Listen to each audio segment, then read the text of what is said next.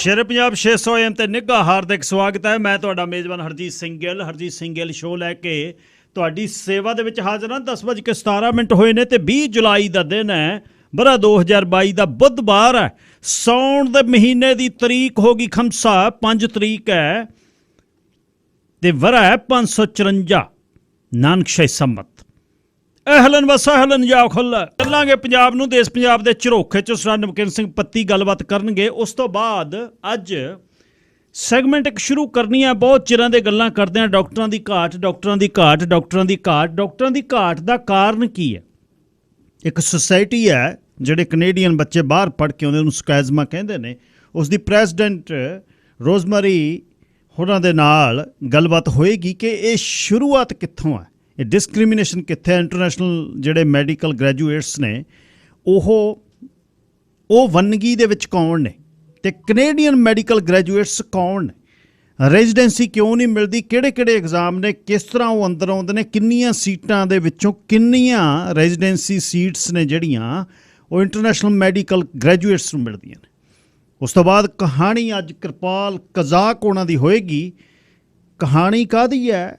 ਸ਼ਿਕਾਟ ਇਹ ਪਊ। 604-204-0600 on-air number ਹੈ ਅਤੇ 604-729-1224 ਵਟਸਐਪ ਤੇ ਟੈਕਸਟ ਲਈ ਮੇਰਾ ਨੰਬਰ 6047291224। ਕਸਰਾਂ ਪਿੰਡ ਦੇ ਵਿੱਚ ਜਿਹੜੀਆਂ ਸੋਹਣੀਆਂ ਸੁਨੱਖੀਆਂ ਕੁੜੀਆਂ ਹੁੰਦੀਆਂ ਉਹਨਾਂ ਨੂੰ ਹੁੰਦੀਆਂ, ਜਿਹੜੀ ਭੂਰੇ ਰੰਗ ਦੀ ਹੁੰਦੀ ਉਹਨੂੰ ਕਦੇ ਕਸਰ ਨਹੀਂ ਹੋਈ ਸੀ। ਅੱਧੀ ਰਾਤੀ ਆ ਕੇ ਜਿਹੜਾ ਖਾਬਾਂ 'ਚ ਜਗਾਵੇ, ਸਮਝ ਨਾ ਆਵੇ ਮੈਨੂੰ ਕੌਣ ਨਹੀਂ। ਅੱਧੀ ਰਾਤੀ ਆ ਕੇ ਜਿਹੜਾ ਖਾਬਾਂ 'ਚ ਜਗਾਵੇ, ਸਮਝ ਨਾ ਆਵੇ ਮੈਨੂੰ ਕੌਣ ਨਹੀਂ। ਰਾਤਰੀ ਦੇ ਪਿਛਲੇ ਜੇ ਪੈਰ ਮੈਨੂੰ ਜਾਪਦਾ, ਫਕੀਰ ਜਿਵੇਂ ਹੁਜਰੇ 'ਚ ਗਾਉਣ ਨਹੀਂ। ਗੂੰਜਦੇ ਨੇ ਨਾਦ ਸੁਣੇ ਬੰਜਲੀ ਵੀ ਕਾਨ ਦੀ, ਤੇ ਸੁਣਦੇ ਨੇ ਮੰਦਰਾਂ 'ਚੋਂ ਟੱਲ ਨਹੀਂ। ਟੂਣਾ ਕਿਹਾ ਕੀਤਾ ਉਹਨੇ ਰੂਹ ਉੱਤੇ ਮੇਰੇ, ਤੁਰਾ ਮੱਲੋ ਮੱਲੀ ਮੈਂ ਤਾਂ ਉਹਦੇ ਵੱਲ ਨਹੀਂ। ਚੰਦਨ ਦੀ ਮਹਿਕ ਨੂੰ ਇਤਰਾਂ 'ਚ ਘੋਲ ਗਿਆ, ਸਹਿਜ ਹੀ ਰੂਹ ਤੇ ਛਿੜਕਾ ਨਹੀਂ। ਸਾਹ ਉਹਦੇ ਇਸ਼ਕ ਦੀ ਹਾਮੀ ਭਰੀ ਜਾਣ ਅਤੇ ਧੜਕਣ ਬਣ ਗਈ ਗਵਾਹ ਨਹੀਂ। ਬਾਦਸ਼ਾਹ ਦੇ ਵਾਂਗ ਜਾਪੇ ਕਦੇ ਕਦੇ ਵੇਸ ਉਹਦਾ, ਜਾਪਦਾ ਏ ਕਦੇ ਦਰਵੇਸ਼ ਨਹੀਂ। ਕਦੇ ਕਦੇ ਜਾਪਦਾ ਫਰਿਸ਼ਤਾ ਨਹੀਂ ਮੈਨੂੰ ਉਹ, ਜਿਹਦਾ ਫਰਦੋਸ ਨੇੜੇ ਦੋਇਸ਼ ਨਹੀਂ, ਜਿਹਦਾ ਫਰਦੋਸ ਨੇੜੇ ਦੇਸ਼ ਨਹੀਂ। ਗੂੰਜਦੇ ਨੇ ਨਾਦ, ਨਵਾਬ ਖਾਨ ਲਿਖਦਾ ਅਕੀਦਤ 'ਚ। ਸਰਦਾਰ ਨਮਕੀਨ ਸਿੰਘ ਪੱਤੀ ਜੀ, ਸਵਾਗਤ ਹੈ। ਸਤਿ ਸ੍ਰੀ ਅਕਾਲ। ਸ਼ੁਕਰੀਆ ਜੀ ਗਿੱਲ ਸਾਹਿਬ। ਸਭ ਤੋਂ ਪਹਿਲਾਂ ਤੁਹਾਨੂੰ ਅਤੇ ਸ਼ੇਰੇ ਪੰਜਾਬ ਰੇਡੀਓ ਸੁਣ ਰਹੇ ਸਾਰੇ ਹੀ ਸਰੋਤਿਆਂ ਨੂੰ ਮੇਰੇ ਵੱਲੋਂ ਵੀ ਪਿਆਰ ਭਰੀ ਸਤਿ ਸ੍ਰੀ ਅਕਾਲ ਜੀ। ਜੀ ਗਿੱਲ ਸਾਹਿਬ। ਅੱਛਾ, ਗੁੰਡੇ ਜਿਹੜੇ ਦੋ ਸੀ, ਮਨੂ ਤੇ ਰੂਪਾ, ਮਾਰਤੇ ਜੀ ਦੋਨੇ ਫਿਰ? ਜੀ ਗਿੱਲ ਸਾਹਿਬ, ਆਪਾਂ ਕੱਲ੍ਹ ਵੀ ਜ਼ਿਕਰ ਕੀਤਾ ਸੀ ਕਿ ਪੰਜਾਬ ਨਾਲ ਸੰਬੰਧਿਤ ਦੋ ਗੈਂਗਸਟਰ ਨੇ ਜਿਹੜੇ ਇਹ ਦੋਨੇ ਸਿੱਧੂ ਮੂਸੇਵਾਲਾ ਕਤਲ ਮਾਮਲੇ ਦੇ ਵਿੱਚ ਬਤੌਰ ਸ਼ੂਟਰ ਇਨਵੋਲਵ ਦੱਸੇ ਜਾਂਦੇ ਸੀ ਔਰ ਲਗਾਤਾਰ ਪੁਲਿਸ ਦੇ ਵੱਲੋਂ ਇਹਨਾਂ ਨੂੰ ਫੜਨ ਦੀ ਕੋਸ਼ਿਸ਼ ਹੈ ਜਿਹੜੀ ਕੀਤੀ ਜਾ ਰਹੀ ਸੀ। ਇਹ ਵੀ ਪਤਾ ਲੱਗਿਆ ਸੀ ਕਿ ਜਿਹੜੇ ਪੰਜਾਬ ਤੋਂ ਬਾਹਰੋਂ ਦਿੱਲੀ ਪੁਲਿਸ ਨੇ ਫੜੇ ਨੇ ਗੈਂਗਸਟਰ, ਚਾਹੇ ਉਹ ਕਰਿਆਵਤ ਫੌਜੀ ਹੈ, ਚਾਹੇ ਉਹ ਅੰਕਿਤ ਸੇਠ ਹੈ, ਉਹਨਾਂ ਨੇ ਵੀ ਪੰਜਾਬ ਪੁਲਿਸ ਕੋਲੇ ਜਦੋਂ ਹੁਣ ਕਸਟਡੀ ਦੇ ਵਿੱਚ ਨੇ, ਉਹਨਾਂ ਨੇ ਦੱਸਿਆ ਵੀ ਜਦੋਂ ਅਸੀਂ ਭੱਜੇ ਸੀ ਸਿੱਧੂ ਮੂਸੇਵਾਲਾ ਦਾ ਕਤਲ ਕਰਨ ਤੋਂ ਬਾਅਦ, ਤਾਂ ਪੰਜਾਬ ਦੇ ਦੋਨੇ ਗੈਂਗਸਟਰ ਸਾਡੇ ਨਾਲ ਭੱਜੇ ਹੀ ਨਹੀਂ ਸੀ। ਇਹ ਤਾਂ ਪੰਜਾਬ 'ਚ ਹੀ ਰਹਿ ਗਏ ਸੀ ਔਰ ਪੰਜਾਬ ਦੇ ਵਿੱਚ ਹੀ ਕਿਸੇ ਟਿਕਾਣੇ ਤੇ ਹੋਣਗੇ। ਉਸ ਤੋਂ ਬਾਅਦ ਪੁਲਿਸ ਲਗਾਤਾਰ ਇਹਨਾਂ ਦੀ ਪੈੜ ਨੱਪ ਰਹੀ ਸੀ। ਪਿਛਲੇ ਦਿਨੀ ਮੋਗਾ ਜ਼ਿਲ੍ਹੇ ਦੇ ਸਮਾਲਸਰ ਦੇ ਨੇੜੇ ਇੱਕ CCTV ਫੁਟੇਜ ਦੇ ਵਿੱਚ ਇਹ ਮੋਟਰਸਾਈਕਲ ਦੇ ਉੱਤੇ ਜਾਂਦੇ ਦਿਖਾਈ ਦਿੱਤੇ ਸੀ।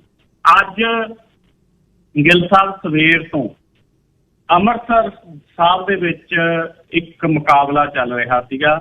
ਅਟਾਰੀ ਨੇੜੇ ਪਿੰਡ ਪੈਂਦਾ ਭਕਨਾ ਕਲਾਂ। ਭਕਨਾ ਕਲਾਂ ਦੇ ਖੇਤਾਂ ਦੇ ਵਿੱਚ ਪਹਿਲਾਂ ਇੱਕ ਕਿਸਾਨ ਦੀ ਮੱਕੀ ਖੜੀ ਸੀਗੀ ਔਰ ਮੱਕੀ ਦੀ ਫਸਲ ਦੇ ਵਿੱਚ ਇਹ ਆ ਕੇ ਵੜੇ। ਉੱਥੇ ਜਦੋਂ ਫਾਇਰਿੰਗ ਹੋਈ ਤਾਂ ਉਸ ਤੋਂ ਬਾਅਦ ਖੇਤਾਂ ਦੇ ਨੇੜੇ ਇੱਕ ਘਰ ਪਿਆ ਗਾ, ਉਹ ਘਰ ਦੇ ਵਿੱਚ ਇਹ ਦੋਨੇ ਜਾ ਕੇ ਲੁਕ ਗਏ। ਉਸ ਤੋਂ ਬਾਅਦ 11 ਵਜੇ ਤੋਂ ਲੈ ਕੇ ਸ਼ਾਮ ਦੇ 4:30 ਵਜੇ ਤੱਕ ਲਗਭਗ 5 ਘੰਟੇ ਦੇ ਕਰੀਬ ਜਿਹੜੀ ਫਾਇਰਿੰਗ ਆ ਦੋਨੇ ਪਾਸਿਆਂ ਤੋਂ ਹੁੰਦੀ ਰਹੀ ਔਰ ਪੁਲਿਸ ਦਾ ਦਾਅਵਾ ਹੈਗਾ ਕਿ ਉਹਨਾਂ ਨੇ ਵਾਰ-ਵਾਰ ਮਨੂ ਕੁੱਸਾ ਤੇ ਤਰਨਤਾਰਨ ਦੇ ਰਹਿਣ ਵਾਲੇ ਜਗਰੂਪ ਸਿੰਘ ਰੂਪਾ ਨੂੰ ਕਿਹਾ ਕਿ ਤੁਸੀਂ ਸਰੈਂਡਰ ਕਰ ਦਿਓ। ਉਹਨਾਂ ਨੇ ਕੀਤਾ ਨਹੀਂ। ਪੁਲਿਸ ਨੇ ਕਹਿਣਾ ਕਿ ਉਹਨਾਂ ਕੋਲ AK-47 ਔਰ ਇੱਕ ਪਿਸਟਲ ਸੀ, ਜਿਹਦੇ ਨਾਲ ਉਹ ਲਗਾਤਾਰ ਅੰਦਰੋਂ ਫਾਇਰਿੰਗ ਕਰਦੇ। ਔਰ ਉਸ ਤੋਂ ਬਾਅਦ ਪੁਲਿਸ ਨੇ ਸ਼ਾਮ ਨੂੰ 4:30 ਵਜੇ ਦੇ ਕਰੀਬ ਗਿੱਲ ਸਾਹਿਬ ਜਾ ਕੇ ਇਸ ਗੱਲ ਦੀ ਜਾਣਕਾਰੀ ਦਿੱਤੀ ਕਿ ਦੋਨੇ ਗੈਂਗਸਟਰ ਮਨੂ ਕੁੱਸਾ ਔਰ ਰੂਪਾ ਗਾ ਜਿਹੜਾ ਤਰਨਤਾਰਨ ਜ਼ਿਲ੍ਹੇ ਨਾਲ ਸੰਬੰਧਿਤ ਦੋਨਾਂ ਦੇ ਇਸ ਮੁਕਾਬਲੇ ਦੇ ਵਿੱਚ ਮਾਰੇ ਗਏ ਨੇ, ਇਸ ਐਨਕਾਊਂਟਰ ਦੇ ਵਿੱਚ। ਔਰ 3 ਪੁਲਿਸ ਮੁਲਾਜ਼ਮ ਜ਼ਖਮੀ ਹੋਏ ਨੇ। ਇੱਕ ਪੱਤਰਕਾਰ ਦੇ ਵੀ ਜ਼ਖਮੀ ਹੋਣ ਦੀ ਖਬਰ ਹੈ ਜਿਹੜੀ ਉਹ ਸਾਹਮਣੇ ਆਈ ਹੈਗੀ। ਔਰ ਗਿੱਲ ਸਾਹਿਬ ਇਹ ਜਿਹੜਾ ਮਨੂ ਕੁੱਸਾ ਇਹ ਮੋਗਾ ਜ਼ਿਲ੍ਹੇ ਦੇ ਵਿੱਚ ਨਿਹਾਲ ਸਿੰਘ ਵਾਲਾ ਤਹਿਸੀਲ ਦੇ ਵਿੱਚ ਬਰਨਾਲਾ ਮੋਗਾ ਰੋਡ ਦੇ ਉੱਤੇ ਪਿੰਡ ਪੈਂਦਾ ਕੁੱਸਾ, ਉੱਥੋਂ ਦਾ ਰਹਿਣ ਵਾਲਾ। ਗਰੀਬ ਦਲਿਤ ਪਰਿਵਾਰ ਨੂੰ ਇਹ ਬਿਲੋਂਗ ਕਰਦਾ। ਇਹ ਪਹਿਲਾਂ ਮਿਸਤਰੀ ਹੁੰਦਾ ਸੀ। 3 ਭਰਾ ਨੇ ਇਹ। ਇੱਕ ਬੰਦਾ ਇਹਦੇ ਘਰੇ ਆਇਆ ਸੀ ਇੱਥੇ ਹਮਲਾ ਕਰਨ ਰੰਗੀਆਂ ਦਾ, ਉਹਦਾ ਕਤਲ ਹੋ ਗਿਆ ਸੀ ਇੱਥੋਂ। ਉਦੋਂ ਤੱਕ ਇਹ ਬਹੁਤ ਸ਼ਰੀਫ ਮੁੰਡਾ ਦੱਸਿਆ ਜਾਂਦਾ ਸੀ ਪਿੰਡ ਵਾਸੀਆਂ ਵੱਲੋਂ। ਉਦੋਂ ਬਾਅਦ ਇਹ ਜੇਲ੍ਹ ਗਿਆ। ਜੇਲ੍ਹ ਜਾਣ ਤੋਂ ਬਾਅਦ ਇਹ ਲਗਾਤਾਰ ਹੌਲੀ ਹੌਲੀ ਛੋਟੇ ਕ੍ਰਾਈਮ ਤੋਂ ਵੱਡੇ ਕ੍ਰਾਈਮ ਤੱਕ ਵੱਧਦਾ ਗਿਆ। 14 ਦੇ ਲਗਭਗ ਇਹਦੇ ਤੇ ਕੇਸ ਚੱਲ ਸੀ ਇਸ ਵਕਤ। 3 ਭਰਾ ਨੇ, ਇੱਕ ਭਰਾ ਜੇਲ੍ਹ ਦੇ ਵਿੱਚ ਆ ਔਰ 3 ਹੀ ਵੱਖ-ਵੱਖ ਕੇਸਾਂ ਦੇ ਵਿੱਚ ਇਨਵੋਲਵ ਦੱਸੇ ਜਾਂਦੇ ਨੇ। ਜਿਹੜੇ ਰੂਪਾ ਤਰਨਤਾਰਨ ਜ਼ਿਲ੍ਹੇ ਦੇ ਰਹਿਣ ਵਾਲਾ, ਇਹ ਵੀ ਛੋਟੇ ਮੋਟੇ ਜਿਹੜੇ ਕ੍ਰਾਈਮ ਕਰਨ ਤੋਂ ਹੌਲੀ ਹੌਲੀ ਵੱਡੇ ਕ੍ਰਾਈਮ ਵਾਲੇ ਪਾਸੇ ਨੂੰ ਗਿਆ। ਪਰਿਵਾਰ ਦੇ ਨਾਲ ਇਹਦਾ ਤੋੜ ਵਿਛੋੜਾ ਹੋ ਚੁੱਕਿਆ ਸੀ। ਇਹਦੇ ਮਾਂ-ਬਾਪ ਨੇ ਇਸ ਨੂੰ ਬੇਦਖਲ ਲਿਖਾ ਦਿੱਤਾ ਸੀਗਾ। ਤਾਂ ਇਹ ਦੋਨੇ ਸਿੱਧੂ ਮੂਸੇਵਾਲਾ ਕਤਲ ਮਸਲੇ ਦੇ ਵਿੱਚ ਇਨਵੋਲਵ ਦੱਸੇ ਜਾਂਦੇ ਸੀ। ਪੁਲਿਸ ਦਾ ਕਹਿਣਾ ਸੀ ਕਿ ਮਨੂ ਕੁੱਸਾ ਨੇ ਹੀ ਸਭ ਤੋਂ ਪਹਿਲਾਂ AK-47 ਦੇ ਨਾਲ ਸਿੱਧੂ ਮੂਸੇਵਾਲਾ ਦੇ ਉੱਤੇ ਫਾਇਰਿੰਗ ਕੀਤੀ ਆ। ਉਸ ਤੋਂ ਬਾਅਦ ਪੰਜਾਬ ਤੋਂ ਬਾਹਰਲੇ ਗੈਂਗਸਟਰਾਂ ਨੇ ਗੋਲੀਆਂ ਨੇ ਜਿਹੜੀਆਂ ਉਹ ਚਲਾਈਆਂ ਨੇ। ਜੀ ਗਿੱਲ ਸਾਹਿਬ। ਅੱਛਾ ਜੀ, ਸ਼੍ਰੋਮਣੀ ਅਕਾਲੀ ਦਲ ਜਦ ਪ੍ਰੋਫੈਸਰ ਭੁੱਲਰ ਨੂੰ ਲਿਆਉਣਾ ਸੀ, ਕਹਿੰਦੇ ਅੰਮ੍ਰਿਤਸਰ ਲੈ ਆਈਏ, ਜਦ ਮੁੱਖ ਮੰਤਰੀ ਸਨ ਬਾਦਲ ਹੋਣੀ, ਉਹ ਕਹਿੰਦੇ ਨਾ ਸਾਡੇ ਸੂਬੇ ਦੇ ਹਾਲਤ ਖਰਾਬ ਹੋ ਜਾਣਗੇ। ਤੇ ਹੁਣ ਜੰਤਰ ਮੰਤਰ ਤੇ ਬਹਿ ਕੇ ਕਹਿੰਦੇ ਰਿਹਾ ਕਰੋ। ਜੀ ਗਿੱਲ ਸਾਹਿਬ, ਅੱਜ ਬੰਦੀ ਸਿੰਘਾਂ ਦੀ ਰਿਹਾਈ ਦੇ ਮਸਲੇ ਦੇ ਉੱਤੇ ਸ਼੍ਰੋਮਣੀ ਅਕਾਲੀ ਦਲ ਦੇ ਵੱਲੋਂ ਜੰਤਰ ਮੰਤਰ ਦੇ ਉੱਤੇ ਵੀ ਇੱਕ ਵੱਡਾ ਧਰਨਾ ਦੇ ਕੇ ਮੰਗ ਕੀਤੀ ਗਈ ਕਿ ਬੰਦੀ ਸਿੰਘਾਂ ਨੂੰ ਰਿਹਾ ਕੀਤਾ ਜਾਵੇ। ਔਰ ਸੰਸਦ ਦੇ ਵਿੱਚ ਸੈਸ਼ਨ ਚੱਲ ਰਿਹਾ ਮੌਨਸੂਨ ਦਾ, ਉੱਥੇ ਬਤੌਰ ਮੈਂਬਰ ਪਾਰਲੀਮੈਂਟ ਸੁਖਬੀਰ ਬਾਦਲ ਔਰ ਹਰਸਿਮਰਤ ਕੌਰ ਬਾਦਲ ਜਾ ਸਕਦੇ ਨੇ। ਉਹ ਦੋਨਾਂ ਨੇ ਤਖਤੀਆਂ ਚੱਕੀਆਂ ਹੋਈਆਂ ਸੀ ਬੰਦੀ ਸਿੰਘਾਂ ਦੀ ਰਿਹਾਈ ਦੇ ਲਈ। ਔਰ ਜਦੋਂ ਮੰਤਰੀ ਜਾ ਰਹੇ ਸੀਗੇ, ਚਾਹੇ ਉਹ ਰਾਜਨਾਥ ਸਿੰਘ ਹੋਣ, ਚਾਹੇ ਅਮਿਤ ਸ਼ਾਹ ਹੋਣ, ਚਾਹੇ ਨਿਤਿਨ ਗਡਕਰੀ ਹੋਣ, ਤਾਂ ਇਹਨਾਂ ਨੇ ਉਹਨਾਂ ਦੇ ਸਾਹਮਣੇ ਤਖਤੀਆਂ ਲੈ ਕੇ ਬੰਦੀ ਸਿੰਘਾਂ ਦੀ ਰਿਹਾਈ ਦੀ ਮੰਗ ਕੀਤੀ। ਗਿੱਲ ਸਾਹਿਬ, ਜਿੰਨੀਆਂ ਵੀ ਤਸਵੀਰਾਂ ਦੇਖਦੇ ਹਾਂ ਆਪਾਂ, ਜਦੋਂ ਮੰਤਰੀ ਇਹਨਾਂ ਦੇ ਕੋਲ ਦੀ ਲੱਗਦੇ ਆ ਤਾਂ ਮੰਤਰੀ ਮੁਸਕਰਾਉਂਦੇ ਹੋਏ ਨਜ਼ਰ ਆਉਂਦੇ ਨੇ। ਸ਼ਾਇਦ ਉਹ ਮੰਤਰੀ ਮੁਸਕਰਾਉਂਦੇ ਹੋਏ ਇਹ ਮੈਨੂੰ ਲੱਗਦਾ ਸੋਚਦੇ ਹੋਣਗੇ ਮਨ ਦੇ ਵਿੱਚ ਕਿ ਜਦੋਂ ਭਾਈ ਤੁਹਾਡੀ ਪਹੁੰਚ ਸੀ, ਜਦੋਂ ਪੰਜਾਬ ਦੇ ਵਿੱਚ ਵੀ ਤੁਹਾਡੀ ਸਰਕਾਰ, ਕੇਂਦਰ ਦੇ ਵਿੱਚ ਵੀ ਤੁਹਾਡੀ ਭਾਈਵਾਲੀ ਦੀ ਸਾਡੀ ਸਰਕਾਰ ਸੀਗੀ, ਉਦੋਂ ਤੁਸੀਂ ਜੇ ਮੰਗ ਉਠਾਉਂਦੇ ਤਾਂ ਹੁਣ ਨੂੰ ਕਦੋਂ ਦੇ ਬੰਦੀ ਸਿੰਘ ਰਿਹਾ ਹੋਏ ਹੁੰਦੇ। ਜਦੋਂ ਪ੍ਰਕਾਸ਼ ਸਿੰਘ ਬਾਦਲ ਪੰਜਾਬ ਦਾ ਮੁੱਖ ਮੰਤਰੀ ਹੁੰਦਾ ਸੀ, ਸੈਂਟਰ 'ਚ ਇਹਨਾਂ ਦੇ ਸਹਿਯੋਗ ਨਾਲ ਸਰਕਾਰ ਬਣਦੀ ਸੀ, ਉਦੋਂ ਕਦੇ ਇਹਨਾਂ ਨੇ ਇਹ ਨਹੀਂ ਸੀ ਕਿਹਾ ਕੇਂਦਰ ਨੂੰ ਭਾਈ ਅਸੀਂ ਤਾਂ ਸਹਿਯੋਗ ਦੇਵਾਂਗੇ ਜੇਕਰ ਤੁਸੀਂ ਸਾਡੇ ਜਿੰਨੇ ਸਜ਼ਾ ਪੂਰੀ ਕਰ ਚੁੱਕੇ ਸਿੰਘ ਆ ਉਹਨਾਂ ਨੂੰ ਰਿਹਾ ਕਰੋ। ਉਦੋਂ ਤਾਂ ਇਹ ਹੁੰਦਾ ਸੀ ਮੇਰੀ ਨੂੰਹ ਨੂੰ ਮੰਤਰੀ ਲਾ ਦਿਓ। ਉਦੋਂ ਤਾਂ ਇਹ ਹੁੰਦਾ ਸੀ ਕਿ ਸਾਡੇ ਕਿਸੇ ਵਿਅਕਤੀ ਨੂੰ ਜਿਹੜਾ ਗਾ ਉਹ ਮੰਤਰੀ ਪਦ ਦਾ ਅਹੁਦਾ ਦੇ ਦਿਓ। ਇਦੋਂ ਗਾਹਾਂ ਜਾ ਕੇ ਤਾਂ ਕਦੇ ਉਦੋਂ ਸੋਚੇ ਨਹੀਂ ਬਾਦਲ ਪਰਿਵਾਰ ਨੇ। ਤੇ ਅੱਜ ਜਦੋਂ ਸੱਤਾ ਦੇ ਵਿੱਚੋਂ ਇਹ ਮਨਫੀ ਹੋ ਚੁੱਕੇ ਨੇ, ਜਦੋਂ ਇਹਨਾਂ ਦੇ ਵਿਧਾਇਕਾਂ ਦੀ ਗਿਣਤੀ ਹੈ ਜਿਹੜੀ ਉਹ ਇੱਕ ਮੋਟਰਸਾਈਕਲ ਤੇ ਬੈਠਣ ਜੋਗੀ ਹੋਈ ਵੀ ਹੈ, ਤਾਂ ਉਦੋਂ ਜਾ ਕੇ ਦਿੱਲੀ ਦੇ ਵਿੱਚ ਇਹ ਪ੍ਰੋਟੈਸਟ ਕਰਦੇ ਨੇ। ਦੇਖੋ, ਮੰਗ ਜਾਇਜ਼ ਹੈ, ਉਹਦੇ ਨਾਲ ਕੋਈ ਦੋ ਰਾਵਾਂ ਨਹੀਂ। ਬੰਦੀ ਸਿੰਘਾਂ ਦੀ ਰਿਹਾਈ ਹੋਣੀ ਚਾਹੀਦੀ ਆ, ਇਹਦੇ ਨਾਲ ਕੋਈ ਦੋ ਰਾਵਾਂ ਨਹੀਂ। ਪਰ ਬੰਦੀ ਸਿੰਘਾਂ ਦੀ ਰਿਹਾਈ ਦੇ ਮਸਲੇ ਦੇ ਉੱਤੇ ਜੇ ਕੋਈ ਰਾਜਨੀਤੀ ਕਰਕੇ ਸੱਤਾ ਵਾਲੀਆਂ ਪੌੜੀਆਂ ਚੜ੍ਹਦਾ ਹੈ ਔਰ ਸੱਤਾ ਦਾ ਆਨੰਦ ਮਾਣਨ ਵੇਲੇ ਬੰਦੀ ਸਿੰਘਾਂ ਨੂੰ ਭੁੱਲ ਜਾਂਦਾ ਹੈ, ਤਾਂ ਇਹ ਚੰਗੀ ਗੱਲ ਨਹੀਂ ਹੈ। ਮਨਜਿੰਦਰ ਸਿੰਘ ਸਿਰਸਾ ਨੇ ਵੈਸੇ ਗੱਲ ਸਾਹਿਬ ਇਹਨਾਂ ਦੇ ਉੱਤੇ ਅੱਜ ਟਕੋਰ ਕੱਸੀ ਹੈ। ਮਨਜਿੰਦਰ ਸਿੰਘ ਸਿਰਸਾ ਹੋਰਾਂ ਨੇ ਕਿਹਾਗਾ ਕਿ ਅੱਜ ਸ਼੍ਰੋਮਣੀ ਅਕਾਲੀ ਦਲ ਦੇ ਪ੍ਰਧਾਨ ਸੁਖਬੀਰ ਸਿੰਘ ਬਾਦਲ ਹੋਰਾਂ ਦੀ ਲੜਾਈ ਹੈਗੀ ਜਿਹੜੀ, ਉਹ ਬੰਦੀ ਸਿੰਘਾਂ ਦੀ ਰਿਹਾਈ ਦੀ ਨਹੀਂ, ਸਗੋਂ ਅਕਾਲੀ ਦਲ ਦੀ ਹੋਂਦ ਦੀ ਲੜਾਈ ਲੜ ਰਹੇ ਨੇ ਜੀ। ਔਰ ਮਨਜਿੰਦਰ ਸਿੰਘ ਸਿਰਸਾ ਨੇ ਬਕਾਇਦਾ ਇਹ ਕਿਹਾਗਾ ਕਿ ਜਦੋਂ ਹਰਸਿਮਰਤ ਕੌਰ ਬਾਦਲ 2019 ਦੇ ਵਿੱਚ ਕੈਬਨਿਟ ਮੰਤਰੀ ਸੀ, ਉਦੋਂ ਇਹਨਾਂ ਨੂੰ ਬੰਦੀ ਸਿੰਘਾਂ ਦੀ ਰਿਹਾਈ ਦਾ ਚੇਤਾ ਕਿਉਂ ਨਹੀਂ ਆਇਆ। ਔਰ ਹੁਣ ਉਹ ਕਹਿੰਦੇ ਇਹ ਮਸਲੇ ਨੂੰ ਜਿਹੜਾ ਉਠਾ ਰਹੇ ਨੇ। ਖੈਰ ਗਿੱਲ ਸਾਹਿਬ, ਜਦੋਂ ਜੰਤਰ ਮੰਤਰ ਦੇ ਉੱਤੇ ਧਰਨਾ ਦਿੱਤਾ ਗਿਆ, ਉਦੋਂ ਤਾਂ ਸੁਖਬੀਰ ਬਾਦਲ ਨੇ ਕਮਰ ਗਰੇਵਾਲ ਦਾ ਗੀਤ ਆ ਜਿਹੜਾ ਅਸੀਂ ਬੰਦੀ ਸਿੰਘਾਂ ਦੀ ਰਿਹਾਈ ਮੰਗਦੇ, ਜਿਹਨੂੰ YouTube ਤੋਂ ਭਾਰਤ ਦੇ ਵਿੱਚ ਹਟਾ ਦਿੱਤਾ ਗਿਆ, ਉਹ ਗੀਤ ਵੀ ਸਟੇਜ ਤੋਂ ਗਾਇਆ। ਤਾਂ ਹੁਣ ਇਹ ਇਸ ਮਸਲੇ ਨੂੰ ਉਭਾਰ ਰਹੇ। ਖੈਰ ਫਿਰ ਵੀ ਪੰਜਾਬ ਵਾਲਿਆਂ ਨੂੰ ਇਕੱਤਰ ਹੋਣਾ ਚਾਹੀਦਾ ਔਰ ਬੰਦੀ ਸਿੰਘਾਂ ਦੀ ਰਿਹਾਈ ਦੇ ਲਈ ਵੱਡੀ ਜੱਦੋਜਹਿਦ ਆ ਜਿਹੜੀ ਉਹ ਕਰਨੀ ਚਾਹੀਦੀ ਹੈ। ਜੀ ਗਿੱਲ ਸਾਹਿਬ। ਬਸ ਇੱਕੋ ਹੀ ਗੱਲ ਮਾੜੀ ਹੈ, ਦੋ ਦੇਰ ਦਰੁਸਤ ਵਾਲੀ ਨਹੀਂ, ਪਰ ਜਿਨ੍ਹਾਂ ਨੇ ਗੱਡੀਆਂ ਝੂਟੀਆਂ ਨਾ ਸ਼੍ਰੋਮਣੀ ਅਕਾਲੀ ਦਲ ਦੀ ਸਰਕਾਰ ਦੇ ਵੇਲੇ, ਸਿਰਸੇ ਉਹਨਾਂ ਨੂੰ ਕੋਈ ਨਹੀਂ ਸੀ ਪੁੱਛਦਾ, ਅਤੇ ਗੱਡੀ ਪੰਜਾਬ ਤੋਂ ਕਾਨਵਾਈ ਤੁਰਦੀ ਸੀ, ਸਿਰਸੇ ਹੋਣੀ ਗੇਟ 'ਤੇ ਖੜ੍ਹੇ ਹੁੰਦੇ ਦਿੱਲੀ, ਸੁਖਬੀਰ ਬਾਦਲ ਉਹਨਾਂ ਦੇ। ਅੱਜ ਹੁਣ ਗੱਲਾਂ ਹੋਰ ਨੇ, ਇਹੀ ਢੀਂਡਸੇ ਅਤੇ ਬ੍ਰਹਮਪੁਰੇ ਉਹਨਾਂ ਨੇ ਕੀਤੀਆਂ, ਅਤੇ ਆਹੀ ਹੁਣ ਜਿਹੜਾ ਇਆਲੀ ਕਰ ਰਿਹਾ। ਕਿਹੜਾ ਪੁੱਛਦਾ, ਪੈਸੇ ਵਾਲੇ ਬਹੁਤ ਲੁਧਿਆਣੇ ਬੈਠੇ ਨੇ, ਇਆਲੀ ਤੋਂ ਅਮੀਰ ਬੈਠੇ ਨੇ, ਪਰ ਇਹ ਸਾਰਾ ਕੁਝ ਜਿਹੜਾ ਦਿੱਤਾ ਸ਼੍ਰੋਮਣੀ ਅਕਾਲੀ ਦਲ ਨੇ ਦਿੱਤਾ। ਜੇ ਹੁਣ ਗਰਦਿਸ਼ ਨੇ ਸਾਥ ਨਹੀਂ ਛੱਡਣਾ ਚਾਹੀਦਾ, ਜਿੱਥੇ ਯਾਰੀ ਲਾਈਏ ਫਿਰ ਨਿਭਾਈਏ, ਚਾਹੇ ਗਰੀਬੀ ਹੋਵੇ ਚਾਹੇ ਅਮੀਰੀ ਹੋਵੇ। ਅੱਛਾ, ਅੱਗੇ ਚੱਲੀਏ, ਇਹ ਦੱਸਿਓ ਵੀ ਜੀ MSP ਤੋਂ ਕੇਂਦਰ ਸਰਕਾਰ ਮੁੱਕਰ ਗਈ, ਕਹਿੰਦੇ ਕੋਈ ਗਰੰਟੀ ਨਹੀਂ ਹੈ।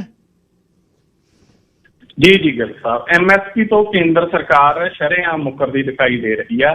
ਦਰਅਸਲ MSP ਦਾ ਜਿਹੜਾ ਮਸਲਾ ਗਾ ਉਹ ਬਹੁਤ ਗੰਭੀਰ ਮਸਲਾ ਗਾ। ਪੰਜਾਬ ਤੇ ਹਰਿਆਣਾ ਔਰ ਪੱਛਮੀ ਯੂਪੀ ਦੇ ਥੋੜੇ ਜਿਹੇ ਜ਼ਿਲ੍ਹਿਆਂ ਦੇ ਕਿਸਾਨਾਂ ਨੂੰ ਹੀ ਕਣਕ ਝੋਨੇ ਦੇ ਉੱਤੇ MSP ਮਿਲੀ ਹੋਈ ਆ। ਬਾਕੀ ਫਸਲਾਂ ਦੇ ਉੱਤੇ MSP ਕੇਂਦਰ ਸਰਕਾਰ ਅਨਾਊਂਸ ਤਾਂ ਕਰ ਦਿੰਦੀ ਆ, ਪਰ ਦਿੰਦੀ ਨਹੀਂ ਹੈ।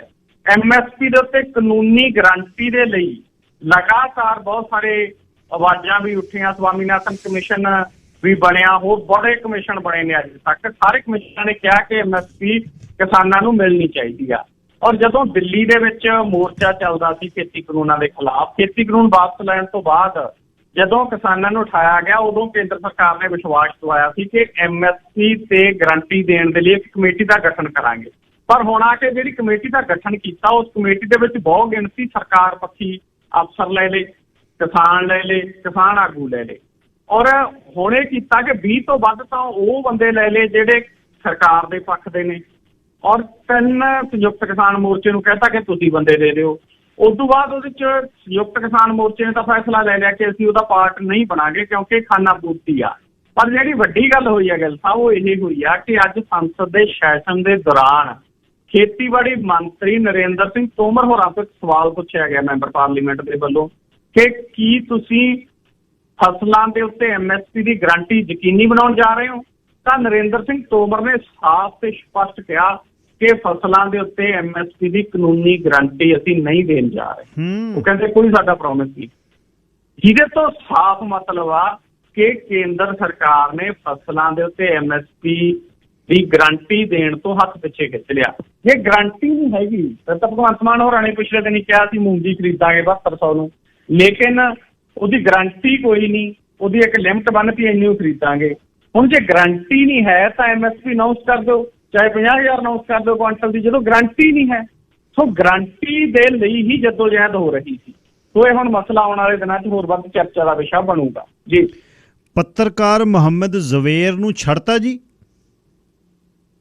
ਜੀ ਗੱਲ ਸਾਹਿਬ, ਮੁਹੰਮਦ ਜ਼ਵੇਰ ਨੂੰ ਜਿਹੜਾ ਰਿਹਾ ਕਰ ਦਿੱਤਾ ਗਿਆ। ਆਲਟ ਨਿਊਜ਼ ਦਾ ਸਹਾਇਕ ਸੰਪਾਦਕ ਹੈ, ਸਹਾਇਕ ਬਾਨੀ ਹੈ, ਔਰ ਇਹ ਪਿਛਲੇ ਦਿਨਾਂ ਦੇ ਵਿੱਚ ਜੇਲ੍ਹ ਦੇ ਵਿੱਚ ਬੰਦ ਕਰ ਦਿੱਤਾ ਗਿਆ ਸੀ। ਦਰਅਸਲ ਹੋਇਆ ਇਹ ਸੀ ਕਿ ਮੁਹੰਮਦ ਜ਼ੁਬੈਰ ਬਹੁਤ ਵੱਡਾ ਪੱਤਰਕਾਰ ਹੈ, ਫੈਕਟ ਚੈੱਕ ਕਰਦਾ ਸੀ। ਜਿਹੜੀਆਂ ਫੇਕ ਨਿਊਜ਼ ਫੈਲਾਈਆਂ ਜਾਂਦੀਆਂ, ਫੇਕ ਨਿਊਜ਼ ਸੋਸ਼ਲ ਮੀਡੀਆ ਦੇ ਉੱਤੇ, ਪ੍ਰਿੰਟ ਮੀਡੀਆ, ਇਲੈਕਟ੍ਰੋਨਿਕ ਮੀਡੀਆ ਲਵਾਈਆਂ ਜਾਂਦੀਆਂ, ਉਹਦੇ ਤੇ ਫੈਕਟ ਚੈੱਕ ਕਰਕੇ ਇਹ ਦੱਸਦਾ ਸੀ। ਪਿਛਲੇ ਦਿਨਾਂ ਜਦੋਂ ਨੂਪੁਰ ਸ਼ਰਮਾ ਪੈਗੰਬਰ ਮੁਹੰਮਦ ਦੇ ਹੋਰਾਂ ਦੇ ਉੱਤੇ ਟਿੱਪਣੀ ਕਰਦੀ ਹੈ, ਉਸ ਤੋਂ ਬਾਅਦ ਉਸ ਮਸਲੇ ਨੂੰ ਜਿਹੜਾ ਉਭਾਰਿਆ ਗਾ ਉਹਦੇ ਵਿੱਚ ਮੁਹੰਮਦ ਜ਼ੁਬੈਰ ਨੂੰ ਮੰਨਿਆ ਜਾਂਦਾ। ਉਸ ਤੋਂ ਬਾਅਦ ਇਹਦਾ ਗਿੱਲ ਸਾਹਿਬ ਜਾਂਚ ਹੋਈ, ਫਿਰ ਜਾ ਕੇ 2018 ਦਾ ਇੱਕ ਰੀਟਵੀਟ ਇਹਦਾ ਕੀਤਾ ਹੋਇਆ ਉਹ ਚੱਕ ਲਿਆਂਦਾ, ਉਹ ਤੇ ਕੇਸ ਦਰਜ ਕਰਤਾ। ਉਸ ਤੋਂ ਬਾਅਦ ਧੜੇ ਤੇ ਕੇਸ ਦਰਜ ਹੋਏ। ਐਮਨੈਸਟੀ ਇੰਟਰਨੈਸ਼ਨਲ ਸਮੇਤ ਦੁਨੀਆ ਭਰ ਦੀਆਂ ਸੰਸਥਾਵਾਂ ਬੋਲੀਆਂ, ਅਮਰੀਕਾ ਦੀਆਂ ਸੰਸਥਾਵਾਂ ਵੀ ਬੋਲੀਆਂ। ਔਰ ਜਦੋਂ ਦੁਨੀਆ ਭਰ ਦੇ ਵਿੱਚ ਰੌਲਾ ਪਿਆ ਮੁਹੰਮਦ ਜ਼ੁਬੈਰ ਹੋਰਾਂ ਦੇ ਮਸਲੇ ਦੇ ਉੱਤੇ, ਹੁਣ ਜਾ ਕੇ ਸੁਪਰੀਮ ਕੋਰਟ ਨੇ ਅੱਜ ਕਿਹਾ ਸੀਗਾ ਕਿ 6 ਵਜੇ ਤੋਂ ਪਹਿਲਾਂ ਇਹਨੂੰ ਜ਼ਮਾਨਤ ਦੇ ਕੇ ਰਿਹਾ ਕੀਤਾ ਜਾਵੇ। ਤਾਂ ਅੱਜ ਇਹਨੂੰ ਰਿਹਾਈ ਹੈ ਜਿਹੜੀ ਸ਼ਾਮ ਨੂੰ ਜ਼ਮਾਨਤ ਦੇ ਉੱਤੇ ਮਿਲ ਗਈ ਹੈ। ਜੀ, ਜੌਲਾਂ ਦਾ ਪਿੰਡ ਆ ਮੰਡਿਆਣੀ ਦਾਖੇ ਕੋਲ, ਉੱਥੇ ਫਿਰ ਡਰੱਗ ਵੇਚਣ ਵਾਲੇ ਘੇਰ ਲਏ ਪਿੰਡ ਵਾਲਿਆਂ ਨੇ। ਜੀ ਗੱਲ ਸਾਹਿਬ, ਬੜਾ ਪਿੰਡ ਚਰਚਾ ਦਾ ਵਿਸ਼ਾ ਬਣਿਆ। ਉੱਥੋਂ ਦੀ ਸਰਪੰਚਨੀ ਬੜੀ ਚਰਚਾ ਦਾ ਵਿਸ਼ਾ ਬਣੀ ਪਈ ਹੈ। ਦਰਅਸਲ ਹੋਇਆ ਇਹ ਕਿ ਪਿੰਡ ਵਾਲੇ ਕਹਿੰਦੇ ਵੀ ਸਾਨੂੰ 3 ਸਾਲ ਹੋ ਗਏ ਕਹਿੰਦਿਆਂ ਨੂੰ, ਪੁਲਿਸ ਨੂੰ ਫੋਨ ਕਰ ਦਿੰਦੇ ਆ ਕਿ ਸਾਡੇ ਪਿੰਡ ਜੀ ਫਲਾਨੇ ਘਰ ਨੇ ਜਿਹੜੇ ਉਹ ਚਿੱਟਾ ਵੇਚਦੇ ਨੇ, ਉੱਥੇ ਚਿੱਟਾ ਵਿਕਦਾ, ਨੌਜਵਾਨ ਆਉਂਦੇ ਨੇ ਚਿੱਟਾ ਲਾਉਂਦੇ ਨੇ, ਲੇਕਿਨ ਕਹਿੰਦੇ ਪੁਲਿਸ ਨੇ ਕੋਈ ਕਾਰਵਾਈ ਨਹੀਂ ਕੀਤੀ। ਗਿੱਲ ਸਾਹਿਬ, ਉੱਥੋਂ ਦੀ ਸਰਪੰਚਨੀ ਨੇ ਕਿਹਾ ਗੁਰਪ੍ਰੀਤ ਕੌਰ ਨੇ, ਉਹ ਕਹਿੰਦੀ ਵੀ ਮੈਂ ਲਗਾਤਾਰ ਪੁਲਿਸ ਅਫਸਰਾਂ ਨੂੰ ਕਹਿ ਰਹੀ ਹਾਂ, ਔਰ ਕਹਿੰਦੀ SHO ਮੈਨੂੰ ਕਹਿੰਦਾ ਸਬੂਤ ਦਿਓ ਮੈਡਮ। ਉਹ ਕਹਿੰਦੀ ਸਬੂਤ ਹੁਣ ਅਸੀਂ ਕੀ ਦਈਏ, ਸਬੂਤ ਪੁਲਿਸ ਇਕੱਠੇ ਕਰੇ। ਉਦੋਂ ਬਾਅਦ ਹੋਇਆ ਕੀ ਗਿੱਲ ਸਾਹਿਬ ਕਿ ਪਿੰਡ ਦੇ ਲੋਕਾਂ ਨੇ ਟ੍ਰੈਫਿਕ ਜਾਮ ਕੀਤਾ। ਟ੍ਰੈਫਿਕ ਜਾਮ ਕਰਨ ਵੇਲੇ ਪੁਲਿਸ ਆ ਗਈ। ਪੁਲਿਸ ਨੂੰ ਪਿੰਡ ਦੇ ਲੋਕਾਂ ਨੇ, ਸਰਪੰਚ ਨੇ ਕਿਹਾ ਚਲੋ ਆਓ ਅਸੀਂ ਤਲਾਸ਼ੀ ਕਰਦੇ ਹਾਂ ਘਰ ਦੀ, ਔਰ ਅਸੀਂ ਤੁਹਾਨੂੰ ਸਬੂਤ ਦਿੰਦੇ ਹਾਂ ਇਕੱਠੇ ਕਰਕੇ।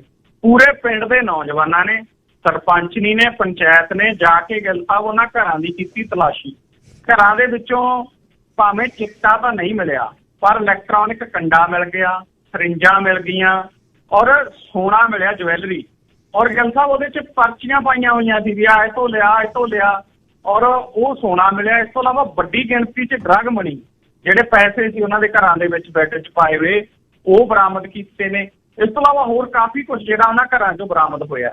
ਉਸ ਤੋਂ ਬਾਅਦ ਸਰਪੰਚਨੀ ਜਿਹੜੀ ਲਾਈਵ ਹੁੰਦੀ ਹੈ, ਔਰ ਲਾਈਵ ਹੋਣ ਤੋਂ ਬਾਅਦ ਉਹ ਕਹਿੰਦੀ ਹੈ ਕਿ ਦੇਖੋ ਆਹ ਚੱਕੋ, SHO ਦਾ ਸਬੂਤ ਮੰਗ ਰਹੇ ਸੀ, ਆਹ ਲਓ ਸਬੂਤ। ਫਿਰ ਉਸ ਤੋਂ ਬਾਅਦ ਪੂਰੀ ਪੰਜਾਬ ਪੁਲਿਸ ਨੂੰ ਹੱਥਾਂ ਪੈਰਾਂ ਦੀ ਪੈ ਗਈ। IG, SSP, ਫਿਰ ਵੱਡੀ ਗਿਣਤੀ ਦੇ ਵਿੱਚ ਪੁਲਿਸ ਪਾਰਟੀ ਪਿੰਡ ਪਹੁੰਚੀ। ਫਿਰ ਉਹਨਾਂ ਦੇ ਘਰਾਂ ਦੀ ਤਲਾਸ਼ੀ ਲਈ, ਔਰ ਹੁਣ IG ਕਹਿ ਰਹੇ ਨੇ ਕਿ ਉੱਥੋਂ ਜਿਹੜੀ ਸਰਪੰਚਨੀ ਹੈ, ਪਿੰਡ ਵਾਸੀ ਨੇ ਬੜੇ ਮਿਸਾਲੀ ਕੰਮ ਕੀਤਾ ਹੈ, ਬੜੇ ਮਿਹਨਤੀ ਨੇ। ਲੇਕਿਨ ਪਿੰਡ ਵਾਲੇ ਕਹਿੰਦੇ ਹੁਣ ਤਾਂ 3 ਸਾਲ ਹੋ ਗਏ ਗੱਲ ਕਰਦਿਆਂ ਨੂੰ। ਹੁਣ ਜਦੋਂ ਅਸੀਂ ਆਪ ਜਾ ਕੇ ਤਲਾਸ਼ੀ ਲਈ ਆ, ਅਸੀਂ ਆਪ ਜਾ ਕੇ ਉਹਨਾਂ ਦੇ ਸਾਹਮਣੇ ਖੜੇ ਆ, ਫਿਰ ਪੁਲਿਸ ਜਾਗੀ ਹੈ।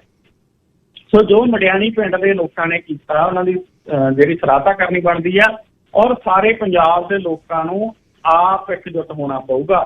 ਇਹਨਾਂ ਸਰਕਾਰਾਂ, ਇਹਨਾਂ ਪੁਲਿਸ ਅਫਸਰਾਂ ਨੇ ਤਾਂ ਇਸ ਮਸਲੇ ਦੇ ਵਿੱਚ ਕੋਈ ਬਹੁਤਾ ਕੁਛ ਨਹੀਂ ਕਰਨਾ। ਆਏ ਦਿਨ ਚਿੱਟੇ ਦੇ ਨਾਲ, ਆਏ ਦਿਨ ਟੀਕਿਆਂ ਦੇ ਨਾਲ, ਆਏ ਦਿਨ ਨਸ਼ਿਆਂ ਦੇ ਨਾਲ ਪੰਜਾਬ ਦੀ ਜਵਾਨੀ ਜਿਹੜੀ ਮੌਤ ਦੇ ਮੂੰਹ 'ਚ ਜਾ ਰਹੀ ਹੈ। ਕੀ ਗੱਲ ਤਾਂ 90 ਸਾਲ ਦੀ ਬਜ਼ੁਰਗ ਔਰਤ ਪਿੰਡੀ 'ਚ ਆਪਣੇ ਘਰੇ ਲੈਂਦੇ ਪੰਜਾਬ 'ਚ ਪਹੁੰਚ ਗਈ ਜੀ। ਫਿਰ ਜੀ ਗਿੱਲ ਸਾਹਿਬ ਬੜਾ ਸਵਾਗਤ ਹੋਇਆ ਉਹਦਾ। ਚਾਰੇ ਪਾਸੇ ਵੀਡੀਓ, ਗੁਲਾਬ ਦੇ ਫੁੱਲਾਂ ਦੀ ਮਹਿਕ, ਢੋਲ ਦੀਆਂ ਆਵਾਜ਼ਾਂ, ਔਰ ਆਸੇ ਪਾਸੇ ਖੜੇ ਲੋਕ ਸੈਲਫੀਆਂ ਖਿਚਾ ਰਹੇ ਨੇ। ਦਰਅਸਲ ਗੱਲ ਇਹ ਹੋਈ ਗਿੱਲ ਸਾਹਿਬ ਕਿ 1947 ਦੇ ਵਿੱਚ ਜਦੋਂ ਭਾਰਤ ਪਾਕਿਸਤਾਨ ਵੰਡ ਹੋਈ, ਜਿਹਨੂੰ ਆਪਣੇ ਪਿੰਡਾਂ ਦੇ ਬਜ਼ੁਰਗ ਉਜਾੜਾ ਕਹਿੰਦੇ ਹੁੰਦੇ, ਦੰਗੇ ਕਹਿੰਦੇ ਹੁੰਦੇ, ਤਾਂ ਉਦੋਂ ਬਹੁਤ ਸਾਰੇ ਘਰ ਉਜੜੇ। ਕਈ ਇੱਧਰੋਂ ਖਾਸ ਕਰਕੇ ਉਂਝ ਵੰਡ ਭਾਰਤ ਦੀ ਕਹਿੰਦੇ ਨੇ, ਮੇਨਲੀ ਵੰਡ ਤਾਂ ਬੰਗਾਲ ਤੇ ਪੰਜਾਬ ਦੀ ਹੋਈ ਹੈ। ਮੇਨਲੀ ਵੰਡ ਤਾਂ ਸਿੱਖ ਭਾਈਚਾਰੇ ਦੀ ਜਿਹੜੀ ਉਹ ਹੋਈ ਆ। ਸਾਡਾ ਪੰਜਾਬ ਵੰਡਿਆ ਗਿਆ, ਬੰਗਾਲ ਵੰਡਿਆ ਗਿਆ, 2 ਸੂਬੇ ਮੇਨਲੀ ਜਿਹੜੇ ਵੰਡੇ ਗਏ ਨੇ। ਤਾਂ ਉਸ ਸਮੇਂ ਗਿੱਲ ਸਾਹਿਬ ਇਹ ਰੀਨਾ ਵਰਮਾ, ਇਹ ਰਾਵਲਪਿੰਡੀ ਰਹਿੰਦੇ ਸੀਗੇ। ਪ੍ਰੇਮ ਨਿਵਾਸ ਇਹਨਾਂ ਦੇ ਘਰ ਦਾ ਨਾਂ ਸੀ ਰਾਵਲਪਿੰਡੀ ਦੇ ਵਿੱਚ। ਔਰ 1947 ਦੇ ਵਿੱਚ ਇਹਨਾਂ ਦੀ 14-15 ਸਾਲ ਇਹਨਾਂ ਨੇ ਉੱਥੇ ਖੇਡੇ ਸੀ, ਹੱਸੇ ਸੀ। ਔਰ ਉਸ ਤੋਂ ਬਾਅਦ 1947 ਦੇ ਵਿੱਚ ਬਾਕੀ ਲੋਕਾਂ ਦੇ ਵਾਂਗ ਇਹਨਾਂ ਨੂੰ ਵੀ ਆਪਣਾ ਪਰਿਵਾਰ, ਆਪਣਾ ਘਰ ਜਿਹੜਾ ਗਾ ਉਹ ਉੱਥੇ ਛੱਡ ਕੇ ਆਪਣੇ ਸਕੇ ਸੰਬੰਧੀ, ਆਪਣੇ ਮਾਤਾ ਪਿਤਾ ਦੇ ਨਾਲ ਪੰਜਾਬ ਇੱਥੇ ਭਾਰਤ ਆਏ। ਔਰ ਹੁਣ ਇਹਨਾਂ ਦੀ ਉਮਰ ਹੋ ਗਈ 90 ਸਾਲ। 76 ਸਾਲ ਪਹਿਲਾਂ ਪਾਕਿਸਤਾਨ ਦਾ ਰਾਵਲਪਿੰਡੀ ਇਹਨਾਂ ਨੇ ਛੱਡਿਆ। ਔਰ ਗਿੱਲ ਸਾਹਿਬ ਹੁਣ ਸਥਿਤੀ ਇਹ ਬਣੀ ਹੈਗੀ ਕਿ ਇਹ ਕਹਿੰਦੇ ਵੀ ਮੇਰੀ ਮਾਤਾ ਵੀ ਇਹ ਦਰਦ ਦੇ ਵਿੱਚ ਇਸ ਜਹਾਨੋਂ ਤੁਰ ਗਏ ਕਿ ਮੈਂ ਇੱਕ ਵਾਰ ਪਾਕਿਸਤਾਨ ਦੀਆਂ ਉਹ ਗਲੀਆਂ, ਮੈਂ ਪਾਕਿਸਤਾਨ ਦਾ ਆਪਣਾ ਘਰ ਦੇਖਣਾ ਚਾਹੁੰਦੀ ਹਾਂ। ਇਹਨਾਂ ਨੇ ਖੁਦ ਪਾਕਿਸਤਾਨ ਦਾ ਵੀਜ਼ਾ ਲੈਣ ਦੇ ਲਈ ਅਪਲਾਈ ਕੀਤਾ, ਪਰ ਵੀਜ਼ਾ ਇਹਨਾਂ ਨੂੰ ਮਿਲਿਆ ਨਾ। ਫਿਰ ਇਹਨਾਂ ਨੇ ਇੱਕ ਸੋਸ਼ਲ ਮੀਡੀਆ ਦੇ ਉੱਤੇ ਜਾ ਕੇ ਆਪਣੀ ਕਹਾਣੀ ਪਾਈ ਕਿ ਇਸ ਤਰੀਕੇ ਦੇ ਨਾਲ ਮੈਂ 14-15 ਸਾਲ ਦੀ ਸੀ 1947 ਦੇ ਵਿੱਚ, 74 ਸਾਲ ਪਹਿਲਾਂ, ਔਰ ਮੈਂ ਉਦੋਂ ਆਪਣੇ ਪਰਿਵਾਰ ਦੇ ਨਾਲ ਵਿਛੜ ਕੇ ਆਈ। ਰਾਵਲਪਿੰਡੀ 'ਚ ਸਾਡਾ ਘਰ ਹੈ, ਮੈਂ ਉੱਥੋਂ ਦੀਆਂ ਗਲੀਆਂ, ਉੱਥੋਂ ਦੀਆਂ ਯਾਦਾਂ ਨੇ ਜਿਹੜੀਆਂ ਉਹ ਜਾਣਦੀਆਂ, ਲਾਹੌਰ ਦੀਆਂ ਕੁਝ ਯਾਦਾਂ, ਲਾਹੌਰ ਦੀਆਂ ਮਤਲਬ ਇਹਨਾਂ ਨੇ ਸਾਂਝੀਆਂ ਕੀਤੀਆਂ। ਉਸ ਤੋਂ ਬਾਅਦ ਪਾਕਿਸਤਾਨ ਦੀ ਸਰਕਾਰ ਨੇ ਇਹਨਾਂ ਨੂੰ ਵੀਜ਼ਾ ਦਿੱਤਾ ਤੇ ਹੁਣ ਇਹ ਇਸ ਵਕਤ ਪਾਕਿਸਤਾਨ ਦੇ ਵਿੱਚ ਨੇ, ਔਰ ਵਾਹਗਾ ਬਾਰਡਰ ਦੇ ਰਾਹੀਂ ਇਹ ਪਾਕਿਸਤਾਨ ਗਏ। ਉੱਥੇ ਜਾ ਕੇ ਗਿੱਲ ਸਾਹਿਬ ਇਹਨਾਂ ਨੇ ਆਪਦਾ ਘਰ ਪਹਿਚਾਣਿਆ, ਉਹ ਗਲੀਆਂ, ਉਹ ਬਾਜ਼ਾਰ, ਉਹ ਸਾਰਾ ਕੁਛ ਰਾਵਲਪਿੰਡੀ ਦੇ ਵਿੱਚ ਇਹਨਾਂ ਨੇ ਦੇਖਿਆ। ਉਹ ਰੀਨਾ ਵਰਮਾ ਦਾ 90 ਸਾਲ ਦੀ ਉਮਰ ਦੇ ਵਿੱਚ ਬਹੁਤ ਸਵਾਗਤ ਹੈਗਾ ਜਿਹੜਾ ਉਹ ਹੋਇਆਗਾ। ਪਿਛਲੇ ਦਿਨ ਵੀ ਸਿੱਕਾ ਖਾਨ ਹੋਈ ਗਏ ਸੀ। ਸੋ ਸੋਸ਼ਲ ਮੀਡੀਆ ਬੜਾ ਇੱਕ ਜ਼ਰੀਆ ਬਣ ਰਿਹਾ ਹੈਗਾ। 2 ਚੀਜ਼ਾਂ ਨੇ ਗਿੱਲ ਸਾਹਿਬ ਇਸ ਵਿਸ਼ੇ ਦੇ ਵਿੱਚ ਲੋਕਾਂ ਨੂੰ ਬਹੁਤ ਮਿਲਾਇਆ। ਕਰਤਾਰਪੁਰ ਸਾਹਿਬ ਦਾ ਲਾਂਘਾ, ਕਰਤਾਰਪੁਰ ਸਾਹਿਬ ਦੇ ਦਰਸ਼ਨ, ਉੱਥੇ ਬਹੁਤ ਸਾਰੇ ਵਿਅਕਤੀ, ਬਹੁਤ ਸਾਰੇ ਪਰਿਵਾਰ ਮਿਲੇ ਨੇ। ਦੂਸਰਾ ਸੋਸ਼ਲ ਮੀਡੀਆ ਦੇ ਰਾਹੀਂ ਵੀ ਪਾਕਿਸਤਾਨ ਦੇ ਵਿੱਚ ਜਿਹੜੇ ਲੋਕਾਂ ਦੇ ਘਰ ਰਹਿ ਗਏ, ਜਿਨ੍ਹਾਂ ਲੋਕਾਂ ਦੇ ਜਾਇਦਾਦ ਰਹਿ ਗਈ, ਉਹਨਾਂ ਦਾ ਦਰਦ ਆ ਉੱਥੇ ਜਾਣ ਦਾ। ਤਾਂ ਸੋਸ਼ਲ ਮੀਡੀਆ ਇੱਕ ਜ਼ਰੀਆ ਬਣ ਰਿਹਾ। ਰੀਨਾ ਵਰਮਾ ਹੋਰਾਂ ਦਾ ਵੀ ਇਵੇਂ ਜ਼ਰੀਆ ਬਣਿਆ ਜੀ। ਮਹਿੰਦੀ ਤੇ ਮੀਕੇ ਉਹਨਾਂ ਦਾ ਪਿੰਡ ਰੋਪੜ ਕੋਲ ਆ, ਗਢੀਰੇ ਤੋਂ ਗੱਡੇ ਤੇ ਹੁਣ ਟੱਟੂ ਤੇ ਹੈ। ਹਾਈ ਕੋਰਟ 'ਚ ਮਿਲੀ ਜ਼ਮਾਨਤ ਕਿ ਨਹੀਂ? ਨਾ ਜੀ ਗਿੱਲ ਸਾਹਿਬ, ਹਾਈ ਕੋਰਟ ਦੇ ਵਿੱਚ ਇਹਨਾਂ ਨੂੰ ਕੋਈ ਰਾਹਤ ਨਹੀਂ ਮਿਲੀ। ਹੁਣ ਤਾਂ ਲਗਭਗ ਹੋਰ 2 ਮਹੀਨੇ ਇਹਨਾਂ ਨੂੰ ਜਿਹੜੇ ਆ ਘੱਟੋ ਘੱਟ ਉਹ ਜੇਲ੍ਹ ਦੇ ਵਿੱਚ ਲਾਉਣੇ ਪੈਣਗੇ। ਦਰਅਸਲ ਹੋਇਆ ਇਹ ਕਿ ਦਲੇਰ ਮਹਿੰਦੀ ਹੋਰਾਂ ਦੇ ਵਕੀਲ ਨੇ ਹਾਈ ਕੋਰਟ ਪਹੁੰਚ ਕੀਤੀ ਔਰ ਹਾਈ ਕੋਰਟ ਦੇ ਵਿੱਚ ਗਿੱਲ ਸਾਹਿਬ ਉਹਨਾਂ ਨੇ ਇਸ ਕੇਸ ਦੇ ਵਿੱਚ ਕਿਹਾ ਕਿ ਉਹਨਾਂ ਨੂੰ ਜਿਹੜੀ ਜ਼ਮਾਨਤ ਆ ਉਹ ਦਿੱਤੀ ਜਾਵੇ। ਔਰ ਜੱਜ ਸਾਹਿਬ ਨੇ ਪੁੱਛ ਲਿਆ ਜੀ ਉੱਥੇ ਅਦਾਲਤ ਦੇ ਵਿੱਚ ਵਕੀਲ ਨੂੰ, ਦਲੇਰ ਮਹਿੰਦੀ ਦੇ ਨੂੰ, ਕਿ ਕਿੰਨੇ ਕੁ ਦਿਨ ਹੋ ਗਏ ਦਲੇਰ ਮਹਿੰਦੀ ਨੂੰ ਜੇਲ੍ਹ 'ਚ? ਕਹਿੰਦਾ ਜੀ 6 ਦਿਨ ਹੀ ਹੋਏ ਆ। ਕਹਿੰਦੇ ਕੋਈ ਗੱਲ ਨਹੀਂ, ਪੰਜਾਬ ਸਰਕਾਰ ਨੂੰ 15 ਸਤੰਬਰ ਤੱਕ ਦੀ ਡੇਟ ਦਿੰਦੇ ਆ, ਉਦੋਂ ਤੱਕ ਜਵਾਬ ਦਾਖਲ ਕਰਨ। ਤਾਂ ਉਹਦੇ ਤੋਂ ਹੁਣ 15 ਸਤੰਬਰ ਤੱਕ ਅਜੇ ਪੰਜਾਬ ਸਰਕਾਰ ਆਪਣਾ ਜਿਹੜਾ ਜਵਾਬ ਹੈ ਇਸ ਵਿਸ਼ੇ 'ਚ ਦਾਖਲ ਕਰੂਗੀ, ਤਾਂ ਘੱਟੋ ਘੱਟ 15 ਸਤੰਬਰ ਤੱਕ ਤਾਂ ਦਲੇਰ ਮਹਿੰਦੀ ਜੇਲ੍ਹ 'ਚ ਰਹਿਣਗੇ ਹੀ ਰਹਿਣਗੇ। ਉਸ ਤੋਂ ਬਾਅਦ ਇਸ ਕੇਸ ਦੀ ਸੁਣਵਾਈ ਹੈ ਜਿਹੜੀ ਹੋਊਗੀ, ਫਿਰ ਦੇਖਦੇ ਆ ਉਹਨਾਂ ਨੂੰ ਰਾਹਤ ਮਿਲਦੀ ਆ ਜਾਂ ਨਹੀਂ ਮਿਲਦੀ। ਗਿੱਲ ਸਾਹਿਬ ਇਹ ਵੀ ਪਤਾ ਲੱਗਿਆ ਗਾ ਕਿ ਦਲੇਰ ਮਹਿੰਦੀ ਜੇਲ੍ਹ ਦੇ ਵਿੱਚ ਨਾਖੁਸ਼ ਜੇ ਨੇ, ਪਰ ਨਵਜੋਤ ਸਿੰਘ ਸਿੱਧੂ ਜੀ ਲਵਾ ਰਹੇ ਆ, ਕਹਿੰਦੇ ਉਹਦਾ ਇਕੱਠੇ ਨੇ ਜੀ ਇੱਕ ਬੈਰਕ ਦੇ ਵਿੱਚ। ਨਵਜੋਤ ਸਿੱਧੂ ਹੋਰਾਂ ਨੂੰ ਬੈੱਡ ਮਿਲ ਗਿਆ ਔਰ ਉਹ ਕਹਿੰਦੇ ਲੱਕੀ ਹੈ ਮੇਰੇ ਲਈ ਦਲੇਰ ਮਹਿੰਦੀ, ਬਾਕੀ ਇਕੱਠੇ ਨੇ ਜੀ। ਸੋ ਆਉਣ ਵਾਲੇ ਸਮਾਂ ਵੀ ਇਕੱਠੇ ਰਹਿਣਗੇ, ਮਤਲਬ ਉਦੋਂ ਤੱਕ ਸਿੱਧੂ ਦੀ ਵੀ ਰਿਹਾਈ ਨੇੜੇ ਲੱਗ ਜਾਣੀ ਹੈ ਜੀ। ਉਹ ਤਾੜੀਆਂ ਠਕਾਉਂਦਾ ਹੂ, ਉਹ ਉਂਗਲ ਚੱਕ ਕੇ ਭੰਗੜਾ ਪਾਉਂਦਾ ਹੂ, ਬਹੁਤ ਔਖਾ ਹੋ ਗਿਆ ਕੰਮ। ਅੱਛਾ, ਅੰਦਰ ਪੱਖਾ ਪੁੱਖਾ ਮਿਲਦਾ, ਮੱਛਰਦਾਨੀ ਵਗੈਰਾ ਹੁੰਦੀ ਹੈ ਜੇਲ੍ਹ 'ਚ? ਜੀ ਜੀ ਗਿੱਲ ਸਾਹਿਬ, ਇਕੱਲਾ ਏਸੀ ਨਹੀਂ ਕਹਿੰਦੇ ਹੈਗਾ, ਬਾਕੀ ਸਾਰੀ ਰਾਹਤ ਆ ਜਿਹੜੀ ਹੈਗੀ ਆ। ਉਂਝ ਦਲੇਰ ਮਹਿੰਦੀ ਨੂੰ ਨਹੀਂ ਬੈੱਡ ਮਿਲਿਆ ਜੀ, ਉਹ ਨਵਜੋਤ ਸਿੱਧੂ ਨਹੀਂ ਮਿਲਿਆ ਇਕੱਲਾ ਤਖ਼ਤਪੋਸ਼। ਦਲੇਰ ਮਹਿੰਦੀ ਤਾਂ ਭੁੰਜੇ ਹੀ ਬਿਸਤਰਾ ਵਿਛਾ ਕੇ ਸੌਂਦਾ ਹੋਊਗਾ, ਕਿਉਂਕਿ ਪਹਿਲਾਂ ਨਵਜੋਤ ਸਿੱਧੂ ਵੀ ਭੁੰਜੇ ਹੀ ਸੌਂਦਾ ਸੀ। ਪਰ ਨਵਜੋਤ ਸਿੱਧੂ ਨੇ ਫਿਰ ਜਦੋਂ ਡਾਕਟਰੀ ਮਾਇਨਾ ਹੋਇਆ, ਇਹਨੇ ਉਦੋਂ ਅਦਾਲਤ ਦੇ ਰੁਖ ਕੀਤਾ ਕਿ ਮੈਨੂੰ ਉੱਠਣਾ ਔਖਾ ਗਾ, ਔਰ ਇਹਨੇ ਉੱਥੇ ਮਤਲਬ ਜਿਹੜੀ ਰਾਹਤ ਆ ਇਹਨੂੰ ਮਿਲੀ ਆ, ਔਰ ਬੈੱਡ ਇਹਨੂੰ ਮਿਲਿਆ ਗਾ। ਜਿੱਦਾਂ ਦਲੇਰ ਮਹਿੰਦੀ ਜੇਲ੍ਹ ਗਿਆ ਉੱਦਾਂ ਹੀ ਮਿਲਿਆ ਗਾ। ਤਾਂਹੀਓ ਸਿੱਧੂ ਵਾਰ-ਵਾਰ ਕਹਿ ਰਿਹਾ ਮੈਨੂੰ ਲੱਕੀ ਆ ਬੰਦਾ ਜੀ। ਡਾਢੇ ਤੋਂ ਡਰੀਏ, ਸੁਲਤਾਨਾ ਤੋਂ ਘਾਹ ਜਿਹੜਾ ਉਹ ਕਰਾ ਦਿੰਦਾ। ਇਹਨਾਂ ਦੇ ਕੋਲ ਇੱਕ ਘੁੱਗੀ ਜਿਹੀ ਆ, ਤੁਹਾਨੂੰ ਵੀ ਪਤਾ, ਜਿਹੜੀ ਦੱਬਦੇ ਨੇ। ਜਦੋਂ ਦੱਬਦੇ ਨੇ ਤਾਂ 5-7 ਇਕੱਠੇ ਭੱਜਦੇ ਆ। ਕਈਆਂ ਦਾ ਸੈੱਟ ਕੀਤਾ ਸਵੇਰ ਵਾਲੀ ਘੁੱਗੀ ਤੇ ਗਰਮ ਪਾਣੀ ਨਾਲ ਪੈਰ ਧੋ ਕੇ, ਬਦਾਮ ਰੋਗ ਨਾਲ ਪੈਰਾਂ ਦੀ ਮਾਲਿਸ਼, ਫਿਰ ਕੋਈ ਕੱਪੜਿਆਂ ਤੋਂ ਪ੍ਰੈਸ ਫੇਰਦਾ, ਕੋਈ ਉਹਨਾਂ 'ਤੇ ਮਾਵਾ ਫੇਰਦਾ। ਅਮਰਿੰਦਰ ਸਿੰਘ ਦਾ ਤਾਂ ਖਾਸਾ ਕੰਮ ਸੀ, ਉਹਦੀ ਦਾੜੀ ਕੋਈ ਬੰਨ੍ਹਦਾ ਅਤੇ ਫਿਰ ਉਹਦੀ ਪਜਾਮੀ ਚਾੜ੍ਹਨ ਲਈ 4 ਬੰਦੇ ਖੜ੍ਹਾ ਕਰਕੇ ਹੇ ਹੈਂ ਕਹਿ ਕੇ, ਜਿਵੇਂ ਲੱਜ ਕੱਸੀ ਦੀ ਆ ਭੂੰਗ ਵਾਲੇ ਟਾਇਰ ਦੀ, ਆਪਣੇ ਟਰਾਲੇ ਦੀ, ਐਂ ਕੱਸਦੇ ਸੀ। ਹੁਣ ਜਿਹੜਾ ਅੰਦਰ ਜੇਲ੍ਹ 'ਚ ਆ ਨਾ, ਬੜਾ ਔਖਾ ਹੈ। ਦਾਤੇ ਤੋਂ ਡਰਨਾ ਚਾਹੀਦਾ ਬਸ। ਅਖੀਰਲੇ 'ਚ ਦੱਸਿਓ, ਸ਼੍ਰੀ ਮਾਛੀਵਾੜਾ ਸਾਹਿਬ ਦੇ ਨੇੜੇ ਮਾਣੇਵਾਲ ਪਿੰਡ ਹੈ, ਛੋਟੇ ਛੋਟੇ ਪਿੰਡ ਨੇ, ਸਾਰੇ ਪਿੰਡਾਂ ਦੇ ਵਿੱਚ ਪਿਛਲੇ ਆਹ ਟ੍ਰਿਪ 'ਚ ਬੜਾ ਸਮਾਂ ਉੱਥੇ ਗੁਜ਼ਾਰਿਆ। ਮਾਣੇਵਾਲ ਕਤਲ ਹੋਇਆ ਜੀ ਕੋਈ? ਜੀ ਜੀ ਗਿੱਲ ਸਾਹਿਬ, ਉੱਥੇ ਇੱਕ ਨੌਜਵਾਨ ਦੀ ਮੌਤ ਹੋਈ ਸੀ ਔਰ ਉਸ ਤੋਂ ਬਾਅਦ ਪੁਲਿਸ ਨੇ ਮਸਲੇ ਦੀ ਕਾਫੀ ਤਹਿਕੀਕਾਤ ਕੀਤੀ। ਫਿਰ ਪਤਾ ਲੱਗਿਆ ਕਿ ਮਸਲਾ ਕਤਲ ਦਾ ਹੈ ਔਰ ਇਸ ਨੌਜਵਾਨ ਨੂੰ ਗਿੱਲ ਸਾਹਿਬ ਇਹਦਾ ਵਿਆਹ ਰੱਖਿਆ ਹੋਇਆ ਸੀਗਾ ਐਤਵਾਰ ਦਾ, ਔਰ ਇਹ ਨੌਜਵਾਨ ਨੇ ਦਿਨੇ ਸ਼ਰਾਬ ਪੀਤੀ। ਸ਼ਰਾਬ ਪੀਣ ਤੋਂ ਬਾਅਦ ਉੱਥੇ ਘਰੇ ਗਿਆ, ਜਿਹੜੇ ਘਰ ਦੇ ਵਿੱਚ ਨਸ਼ਾ ਵੇਚਣ ਦਾ ਕੰਮ ਹੁੰਦਾ। 5000 ਰੁਪਏ ਦੀ ਜੇਬ 'ਚ ਸੀ। ਉੱਥੇ ਇੱਕ ਔਰਤ ਨੇ, ਨਸ਼ਾ ਵੇਚਣ ਵਾਲੀ ਨੇ, ਇਹਦੇ ਨਸ਼ੇ ਦਾ ਟੀਕਾ ਲਾਇਆ, ਜਿਹਦੇ ਨਾਲ ਇਹਦੀ ਮੌਤ ਹੋ ਗਈ। ਤਾਂ ਬੜਾ ਗੰਭੀਰ ਮਸਲਾ ਹੈ ਜੀ। ਬੜੀਆਂ ਗਿੱਲ ਸਾਹਿਬ ਇੱਦਾਂ ਦੀਆਂ ਘਟਨਾਵਾਂ ਨੇ ਜਿਹੜੀਆਂ ਉਹ ਸਾਹਮਣੇ ਆ ਰਹੀਆਂ ਨੇ। ਉਹ ਇਹ ਘਟਨਾਵਾਂ ਨੇ ਕਾਫੀ ਕੁਛ ਜਿਹੜਾ ਆਪਣੇ ਸਮਾਜ ਦੇ ਵਿੱਚ ਉਹ ਇਸ ਤਰੀਕੇ ਦਾ ਕੀਤਾ। ਪਿਛਲੇ ਦਿਨਾਂ ਦੇ ਵਿੱਚ ਪਟਿਆਲਾ ਜੇਲ੍ਹ ਦੇ ਵਿੱਚ ਤੈਨਾਤ ਇੱਕ ਮੁਲਾਜ਼ਮ ਦੀ ਵੀ ਉਹਦੀ ਪਤਨੀ ਤੇ ਪੁੱਤਰ ਦੇ ਵੱਲੋਂ ਹੱਤਿਆ ਕਰ ਦਿੱਤੀ ਗਈ ਮਾਨਸਾ ਦੇ ਵਿੱਚ। ਹੋਰ ਕਈ ਖਬਰਾਂ ਇੱਦਾਂ ਦੀਆਂ ਜਿਹੜੀਆਂ ਉਹ ਸਾਹਮਣੇ ਆ ਰਹੀਆਂ। ਸੋ ਇਸੇ ਤਰੀਕੇ ਨਾਲ ਇਸ ਨੌਜਵਾਨ ਦੀ ਨਸ਼ੇ ਦਾ ਟੀਕਾ ਲਾ ਕੇ ਹੱਤਿਆ ਕਰ ਦਿੱਤੀ ਗਈ ਹੈ ਜੀ। 4 ਦਿਨ ਇਹਦੇ 'ਚ ਗ੍ਰਿਫਤਾਰ ਕਰ ਲਏ ਗਏ। ਧੰਨਵਾਦ ਜੀ। ਅਤੇ ਕੱਲ੍ਹ ਨੂੰ ਸਵੇਰੇ ਫੇਰ ਕਰਦੇ ਹਾਂ ਗੱਲਬਾਤ 10:20 ਤੇ ਆਪਣਾ ਖਿਆਲ ਰੱਖੋ। ਚੜ੍ਹਦੀ ਕਲਾ ਹੈ ਅਤੇ ਧੰਨਵਾਦ। ਸ਼ੁਕਰੀਆ ਜੀ ਗਿੱਲ ਸਾਹਿਬ, ਤੁਹਾਡਾ ਤੇ ਸਾਰੇ ਸਰੋਤਿਆਂ ਦਾ ਵੀ ਧੰਨਵਾਦ। ਸਰਦਾਰ ਨਵਕਿਰਨ ਸਿੰਘ ਪੱਤੀ ਸੇਖਵਾਂ ਬਰਨਾਲਿਓਂ ਗੱਲਬਾਤ ਕਰ ਰਹੇ ਸੀ। 91 ਹਲੇ ਬੈਕਅਪ ਹੈ ਅਤੇ ਇਹ ਬੈਕਅਪ ਹੋਇਆ ਸ਼ੁਰੂ 9:45 ਵਜੇ ਦਾ। 9:45 ਤੇ 11:45 2 ਘੰਟੇ ਹੋ ਗਏ। ਜਿਨ੍ਹਾਂ ਨੇ ਦਿਹਾੜੀ ਜੋਤੇ ਜਾਣਾ ਉਹਨਾਂ ਦਾ ਬਣੂ ਕੀ ਪਤਾ ਨਹੀਂ। ਕਿਹੜੀ ਗੱਲ ਹੈ ਇਸ ਏਰੀਏ 'ਚ ਜਿਹੜੇ ਇੰਨਾ ਮਹਿੰਗੇ ਘਰ-ਬਾਰ ਅਤੇ ਰੋਟੀ ਪਾਣੀ ਅਤੇ ਸੜਕ ਕੋਈ ਨਹੀਂ ਹੈ ਜਾਣ ਨੂੰ। ਆਹ ਬ੍ਰਿਜ ਤਾਂ ਇਉਂ ਟੱਪਣਾ ਹੁੰਦਾ ਵੀ ਭਵ ਸਾਗਰ ਰੱਬ ਕਰਨ ਲੱਗ ਜਾਈਦਾ, ਸਰੀ ਵਾਲੇ ਪਾਸਿਓਂ ਵੀ ਟਪਾ ਦੀ ਟਾਈਮ ਨਾਲ। ਕੱਲ੍ਹ ਦਾਅਵੇਦਾਰੀ ਠੋਕ ਦਿੱਤੀ ਹੈ ਪੁਆਇੰਟ ਗ੍ਰੇ ਦੇ ਉਹਨਾਂ ਦੇ ਏਰੀਏ ਦੇ ਵਿੱਚ ਹੀ ਵੈਸਟ 7 ਤੇ 2300 ਬਲਾਕ ਤੇ 90 ਸਾਲ ਪੁਰਾਣਾ ਕਮਿਊਨਿਟੀ ਸੈਂਟਰ ਸੀ, ਜਿਹਦੇ ਵਿੱਚ ਬਹੁਤ ਵਧੀਆ ਉਹਨਾਂ ਦੀ ਇਹ ਜਿਹੜੀ ਦਾਅਵੇਦਾਰੀ ਹੋਈ। ਉਹ ਗੱਲਬਾਤ ਦੱਸਦਾ। ਪਹਿਲਾਂ ਰਾਜਸਥਾਨੀ ਜੀ ਨਾਲ ਗੱਲ ਕਰੀ। ਰਾਜਸਥਾਨੀ ਜੀ ਸਵਾਗਤ, ਸਤਿ ਸ੍ਰੀ ਅਕਾਲ। ਹਾਂਜੀ, ਸਤਿ ਸ੍ਰੀ ਅਕਾਲ ਅਜੀਤ ਸਿੰਘ ਜੀ। ਜੀ ਸਤਿ ਸ੍ਰੀ ਅਕਾਲ। ਬਹੁਤ ਤੁਹਾਡੀ ਜਿਹੜੀ ਆਵਾਜ਼ ਜਦੋਂ ਤੁਸੀਂ ਬੋਲਦੇ ਆ ਨਾ ਤੇ ਕਰੰਟ ਹੁੰਦਾ ਤੁਹਾਡੀ ਆਵਾਜ਼ ਦੇ ਵਿੱਚ। ਧੰਨਵਾਦ ਜੀ, ਬਹੁਤ ਬਹੁਤ ਲੋਕ ਫਿਰ ਸੁਣਦੇ ਹੈਗੇ। ਮੈਨੂੰ ਇੱਕ ਮਿਲਿਆ ਬਾਜ਼ਾਰ 'ਚ ਕੱਲ, ਕਹਿੰਦਾ ਵੀ ਉਹਨਾਂ ਦੀ ਜਿਹੜੀ ਆਵਾਜ਼ ਹੈਗੀ ਆ ਵੀ ਰੇਡੀਓ ਦਾ ਬਹੁਤ ਵਧੀਆ ਹੁੰਦਾ ਉਹ।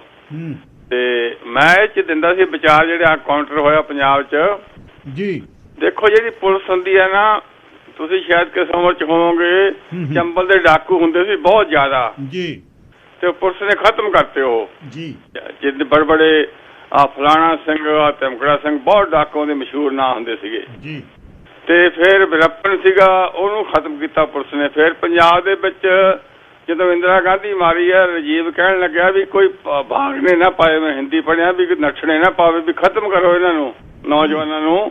ਤੇ ਪੁਲਿਸ ਨੇ ਵੇਖ ਲਿਆ ਵੀ ਇੱਕ ਮਾਰਤਾ, ਦੋ ਮਾਰਤਾ, ਕੋਈ DIG ਬਣ ਗਿਆ, ਇਹ ਖਤਮ ਕਰਤਾ ਯਾਨੀ ਆਤੰਕਵਾਦ। ਤੇ ਪੁਲਿਸ ਚਾਹੇ ਕੀ ਨਹੀਂ ਹੋ ਸਕਦਾ। ਸੋ ਗੈਂਗਵਾਰ ਪੰਜਾਬ 'ਚੋਂ ਖਤਮ ਹੋਣ ਦਾ ਸੰਭਾਵਨਾ ਲੱਗ ਰਹੀ ਹੈਗੀ। ਵੀ ਗੌਰ ਯਾਦ ਨੇ ਕਿਹਾ ਵੀ ਮੈਂ ਗੈਂਗਵਾਰ ਖਤਮ ਕਰ ਦੂੰਗਾ।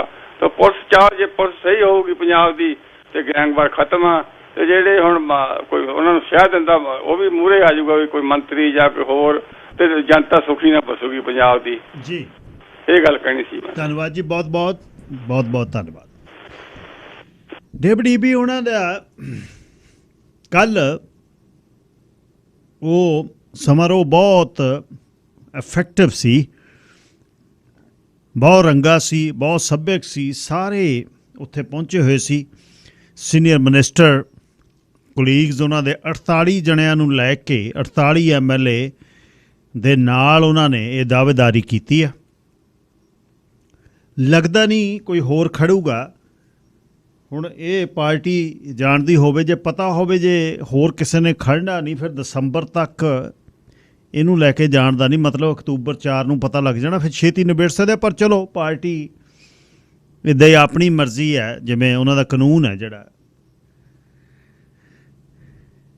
ontario ਦਾ ਜੰਪਲ ਨੇ ਡੇਵਿਡ ਉਹਨਾਂ ਨੇ ਦੱਸਿਆ ਵੀ ਆਮ ਪਰਿਵਾਰ ਦੇ ਵਿੱਚੋਂ ਮੇਰੀ ਮਦਰ ਪ੍ਰਿੰਸੀਪਲ ਸੀ ਸਕੂਲ ਦੀ, ਅਤੇ ਫਾਦਰ ਮੇਰਾ ਲੋਕਲ ਲੋਇਰ ਸੀ ਜਿਹੜਾ ਆਮ ਚੈਰਿਟੀ ਦੀ ਲੋਕਾਂ ਦੀ ਸੇਵਾ ਕਰਦਾ। ਇਸੇ ਤਰ੍ਹਾਂ ਹੀ ਇੱਥੇ ਆ ਕੇ ਡੇਵਿਡ ਉਹਨਾਂ ਨੇ ਬਹੁਤ ਵਲੰਟਰੀ ਜਿਹੜਾ ਕੰਮ ਕੀਤਾ।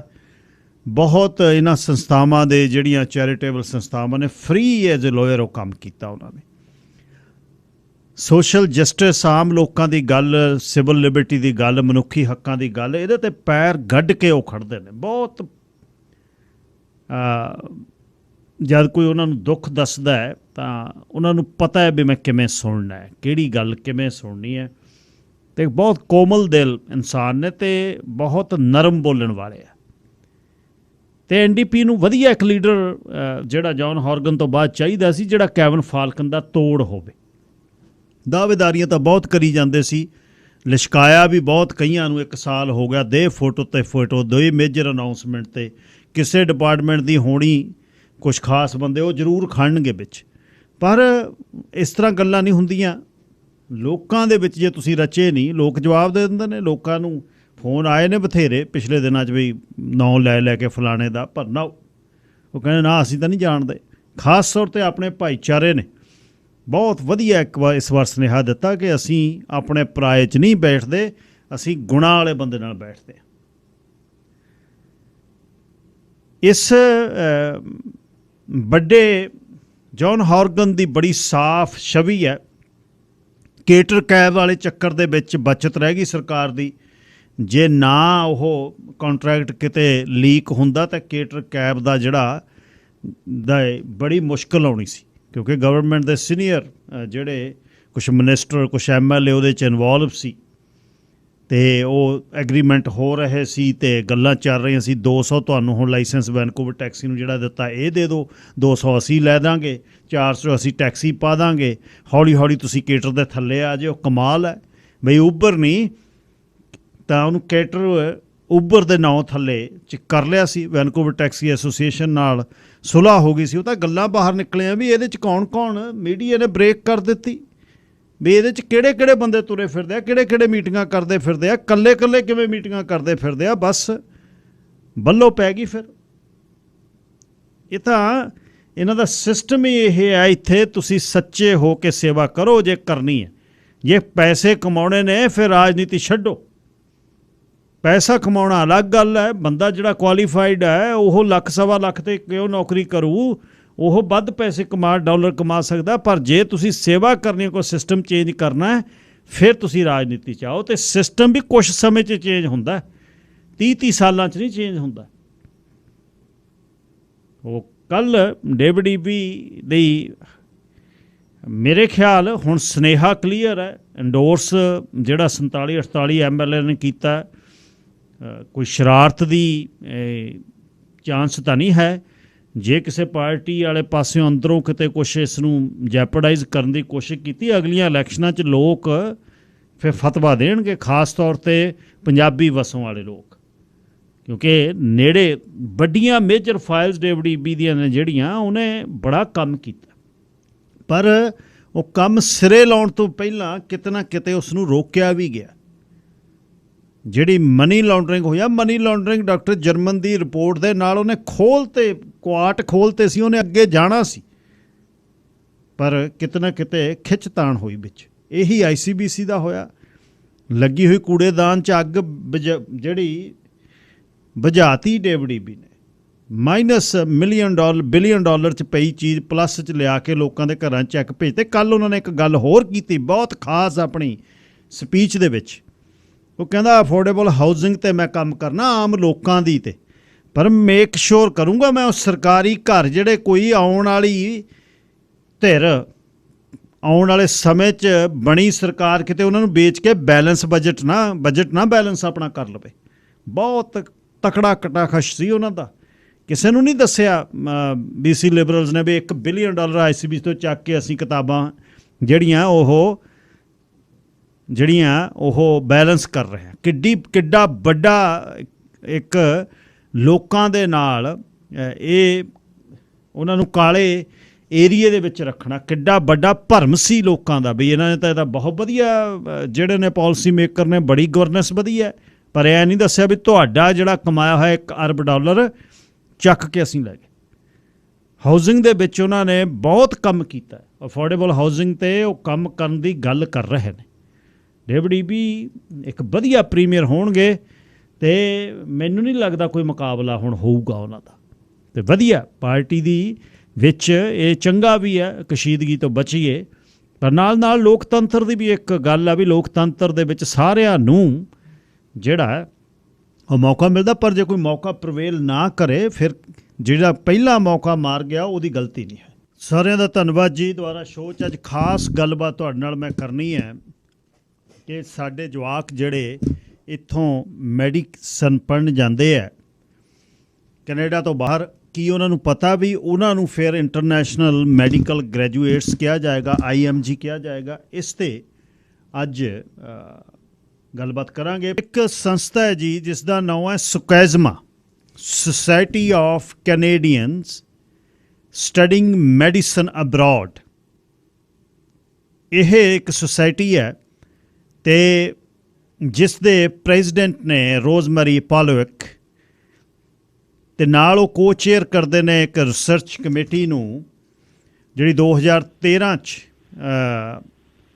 ਐਸਟੈਬਲਿਸ਼ ਹੋਈ ਹੈ, ਜਿਹੜੀ ਫਿਜ਼ੀਸ਼ੀਅਨ ਜਿਹੜੇ ਉਹਨਾਂ ਦੀ ਲਾਇਸੈਂਸਿਸ ਦੇ ਲਈ ਕੀ ਕੰਮ ਕੀਤਾ ਜਾਂਦਾ ਹੈ। ਅਤੇ ਰੋਜ਼ਮੈਰੀ ਪਾਲੋਵਿਕ ਨੇ ਬਹੁਤ ਲੰਮਾ ਸਮਾਂ ਕੰਮ ਕੀਤਾ। ਰਿਟਾਇਰਡ ਲੋਅਰ ਨੇ, ਐਡਵੋਕੇਸੀ ਕਰਦੇ ਨੇ ਉਹ ਖਾਸ ਤੌਰ 'ਤੇ ਜਿਹੜੇ ਸਾਡੇ ਬੱਚੇ ਬਾਹਰ ਪੜ੍ਹਨ ਜਾਂਦੇ ਨੇ। ਸੁਕੈਜ਼ਮਾ ਜਿਹੜੀ ਆ ਸੁਸਾਇਟੀ ਬਣਾਈ ਹੈ, ਮੈਂ 2 ਵਾਰ ਰੋਜ਼ਮੈਰੀ ਪਾਲੋਵਿਕ ਉਹਨਾਂ ਨੂੰ ਮਿਲਿਆ। ਮਿਹਨਤ ਕਰ ਰਹੇ ਨੇ ਉਹ, ਅਤੇ ਮੈਂ ਆਪਾਂ ਸੁਕੈਜ਼ਮਾ ਦੇ ਬਾਰੇ ਕਈ ਸ਼ੋਅ ਵੀ ਕੀਤੇ ਨੇ ਵੀ ਇਹ ਬੱਚੇ ਜਾਂ ਸਾਡੇ ਪੜ੍ਹ ਕੇ ਡਿਗਰੀਜ਼ ਕਰਕੇ ਆਉਂਦੇ ਨੇ, ਮਹਿੰਗੀਆਂ ਡਿਗਰੀਆਂ $1 ਮਿਲੀਅਨ ਲਾ ਕੇ ਜਦ ਇਹ ਮੁੜ ਕੇ ਆਉਂਦੇ ਨੇ ਤਾਂ ਉਹਨਾਂ ਨੂੰ ਇੰਟਰਨੈਸ਼ਨਲ ਮੈਡੀਕਲ ਗ੍ਰੈਜੂਏਟਸ ਕਿਹਾ ਜਾਂਦਾ ਹੈ। ਸੋ ਅੱਜ ਇਸ ਸਾਰੇ ਸਿਸਟਮ ਦੇ ਬਾਰੇ ਪਤਾ ਕਰਾਂਗੇ ਵੀ ਸਿਸਟਮ ਦੇ ਬੈਰੀਕੇਡ ਕਿੱਥੇ ਨੇ, ਬੈਰੀਅਰਸ ਕਿੱਥੇ ਨੇ ਜਿਹਦੇ 'ਚ ਇਹ ਇੰਟਰਨੈਸ਼ਨਲ ਮੈਡੀਕਲ ਗ੍ਰੈਜੂਏਟਸ ਨੂੰ ਐਂਟਰ ਨਹੀਂ ਹੋਣ ਦਿੱਤਾ ਜਾਂਦਾ, ਅਤੇ ਡਾਕਟਰ ਦੀ ਸ਼ਾਰਟੇਜ ਦੀ ਅੱਜ ਇੱਕ ਵੱਡੀ ਖਬਰ ਜਿਹੜੀ CBC ਤੇ ਆਈ ਹੈ। Rosemary, good morning and welcome to show. Thank you. Good morning. Thanks for having me. Thank you so much to joining us on very short notice, and thank you again.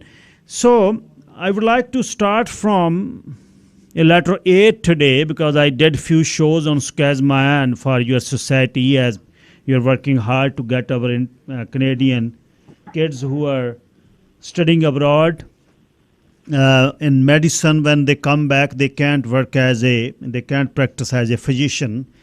So can you describe for the doctor or the doctors, but there are CMGs, IMGs. Can you elaborate more? Yes. The current system of access to licensing requires that most medical graduates do what's called a residency training, where they work in the hospital under supervision, doing long hours work so that they get the experience, so that when they're fully licensed, they will be safe to practice. Yes. The system is designed to place a quota to restrict the number of international medical graduates that can be licensed in Canada. Okay.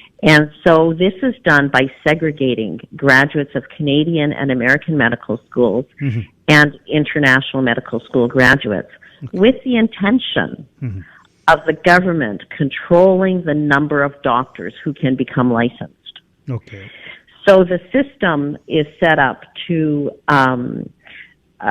prefer graduates of Canadian medical school to prevent them from competing against each other, so that all graduates of Canadian schools become licensed and protected from competition, so that the weak ones are protected from competition by stronger graduates who come from international schools, displacing them. So the system is intended to, I think a fair explanation would be that graduates of international medical schools are supposed to be second-class citizens, where they are limited in how they can access residency training. They're limited in the number that the government will allow to become licensed. They are limited in the types of medicine they can practice, and they are forced to work in disciplines where there aren't enough doctors and in regions where there aren't enough doctors. This runs totally contrary to the most fundamental principles of what it means to be a Canadian. Okay. But because the Ministry of Health has control over doctors, the system has been perpetuated. Okay, let us open it more. So a Canadian-born kid or peer, our student from Canada, if he or she went to USA for a medical school, or in Caribbean, or in Ireland, or in Budapest, Hungary, and there's another medical students who did his medicine in India, so both are IMG, or our Canadian-born students are in different category? Yeah, all Canadian-born medical graduates who went to schools outside of Canada or the U.S. are considered IMGs. It may be soon that even Canadians who went to American schools will be considered IMGs. That is the plan in a year or two. The idea is, you have to understand the structure. The structure is that the physician shortage is not an accident. Yes. It is the logical and inevitable result of decades of the government's fiscal management policy, which, despite what government tells us, continues to today. In a nutshell, The reason that we have these restrictions and classification as to whether you're a CMG or IMG is so the government can control the number of doctors. And they do that by rationing. They do that. So it's a method of rationing access to healthcare so they can control healthcare costs. Okay. In other words, the reason that there is a quota for the number of Canadian-born or immigrants, for that matter, who studied medicine abroad is so that the government can control the number of doctors because this controls public access, which controls healthcare spending.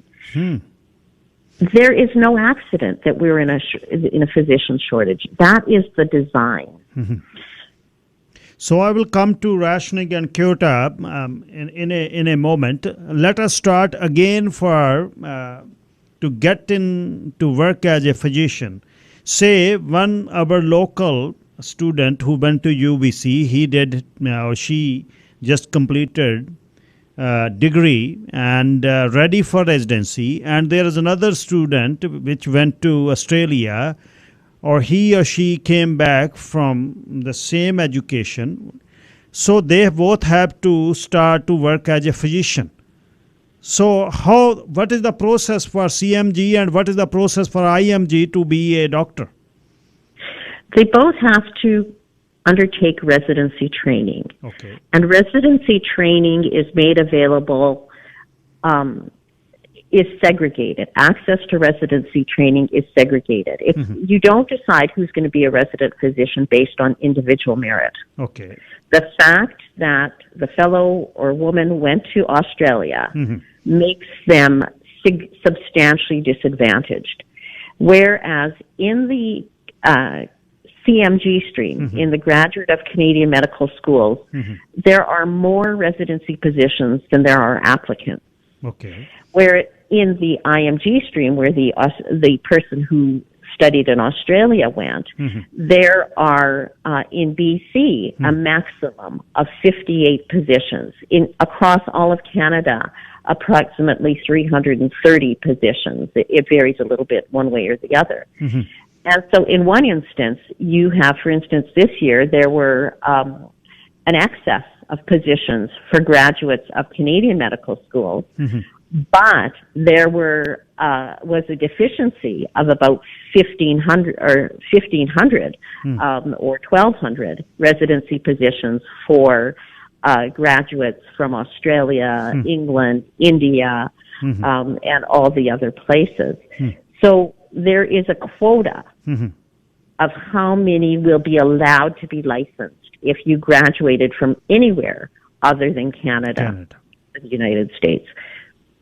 Okay, so let us get to now number 2 for the exams. There are a different set of exams. One is done by Medical Council of Canada, and there is another one which is for IMG. That is also another exam for National Assessment Collaboration Observed Structured Clinical Examination for IMGs. So tell us about those exams now. Who can sit on which exam? Yes. Okay. Those exams, the Medical Council of Canada qualifying exam, and the NACOSCI, we call it, the Clinical Skills Exam, were devised so that we can tell whether somebody who is educated in another country has the critical medical knowledge and the clinical skills expected in Canada of a graduate who graduated from Canadian. So these exams are designed to make sure competence. And so before a graduate from an international school can apply for a residency position, they must meet the Canadian standards. Okay. What's interesting is that graduates from Canadian and American schools are assumed to meet the standards. Now, graduates of Canadian schools must also write the Medical Council of Canada qualifying exam. Yes. But they do it after they've received their residency position. And even if they fail it, they are allowed to work as resident physicians, which should be concerning to the public. It should be very concerning to the public, because what it means is that they failed the exam that is designed to determine whether they have the critical medical knowledge expected of a graduate. On the other, conversely, to show you the discrimination, so if you graduated from a Canadian medical school and you failed the qualifying exam, no problem. So long as you pass it before you get your full license, you're okay. Conversely, if you graduated from Australia, India, even from Oxford, you have to pass the Medical Council of Canada exam. And not only do you have to pass it, not only do you have to meet the standard, to get an interview to work as a resident physician, you have to do very well in that exam. Passing is not enough. So there's a clear double standard here. Okay, there are 9 countries. If you get graduation from there, US, Australia, New Zealand, Ireland, UK, South Africa, Singapore, Hong Kong, Switzerland. So if we send our students there, one of these countries, once they're coming back from there, so they're pretty much same as CMGs? No, that is not correct. Okay. If a Canadian went to study there, they would be treated as an IFG. The quota of 58 in BC would apply to them. The countries that you mentioned are important if you're an immigrant where you have already trained and practiced as a physician. So let's say that we have a physician, an immigrant physician from England and an immigrant physician from India, both British-based medical systems. You know, both countries of the Commonwealth. Yes. If you came from the UK as an immigrant, you would not have to retake residency positions. You would not be subject to that quota of 58 in BC and 330 or 325 in Canada. You would be able to write your national exams different. So not the qualification and another one, no cascade, there's another exam. Yeah, you would take a different set of exams. Some of the same and some different. But the important point is that if you're an immigrant from the UK, you can bypass the quota. There is no quota on immigrant physicians who can become licensed in Canada. If you're from India, you have to go through the residency process. If you're an immigrant from India, you then have to compete for one of these residency positions. Because the position of the government is that if you're from India or any other than these 9 countries that you mentioned, you have to prove through residency training. Your training is basically ignored and you have to retake it. Now, there's an exception in BC where in family medicine where there are 30 people who are allowed, 30 immigrants who are allowed to go through what's called a practice ready assessment. And what that means is basically they're assigned to a physician and they work under the physician, and the physician then teaches them the Canadian system, which doesn't take long, and they're working in the meantime and assesses if there's any problems, which most times there is not. Or if there is, it's identified. But there's only 30 and only in family medicine that are allowed through that way. So in BC, the quota for immigrant physicians is 58 plus 30. Okay. So if you're a Canadian medical school graduate, you will basically be guaranteed licensing, a residency position. And if you're an immigrant from one of the countries that you mentioned, primarily British-based country, British Commonwealth countries historically, you're not subject to the quota either, because there is no quota on the process that they have to face. Let me get more clear on this. a Canadian-born student whose parents are taxpayers, who put money in infrastructure, who put money to build these universities, he or she couldn't get in that threshold, that student had to go to Ireland to get his medical degree. In the same time, Irish students who did same degree, the both are coming back to be a medical doctor. Canadian-born student have to go through all these exams in quota, in rationing, other than a Irish student who didn't pay a dime in taxpayers. He or she can get out of rationing and get in the streamline. That's what you are telling. Well, yes and no. The Irish student who graduated from Ireland and then did their training in Ireland and practiced in Ireland, they can avoid the lineup. They can avoid the rationing. Okay. The Canadian student then has a choice.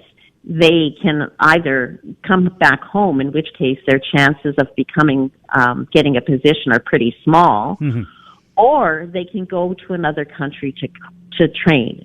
So many Canadians, let me give you a specific example, and we call it the brain drain. Many Canadians go to the United States to train. Yes. My understanding, they don't keep good data yet. They're starting to, but Health Canada and Health Match BC have told me in the past that when Canadians go to practice and train in the United States, only 5 to 20% of them ever return. And that's because there are barriers that are built further down the system. Yes. Because the premise of our system is to control the number of physicians that can be licensed, because that's how the government controls healthcare costs. So when the government is telling us that they're looking for a solution to the physician shortage, the evidence demonstrates that they're looking at solutions that are intended to fail, because the primary fiscal management policy of healthcare is controlling the number of physicians, which controls our access to healthcare. And that's why Canadian students can't come home. It's not because they're not needed. It's because if they're allowed to come home and work, yes, the ministries lose control of how many physicians will be licensed and how many physicians can practice. So, is there any percentage of CMG versus IMG? If there is 3,000 positions for the residency for CMG, how many they are give to IMG? Who decide it?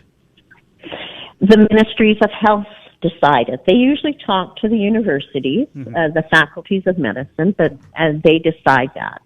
So in 2022, there were, let me give you some, you asked for precise data. So in 2022, there were 3,075 CMG positions for a total of 2,985 CMG applicants. So there were 90 more CMG positions than there were applicants. Okay. So, and as a result of that, Canada, despite needing doctors, has a number of positions, residency positions, that go unfilled. And that's because the ministries of health have been saying to the public, we're authorizing more residency training because you guys are screaming that people are dying in waiting rooms, yes, that they're not getting access to the doctors when they need health care. And so the government says, okay, we'll put in more residency positions. Excuse me. Nope. But they put those residency positions into the CMG stream, where there are already more positions than there are applicants.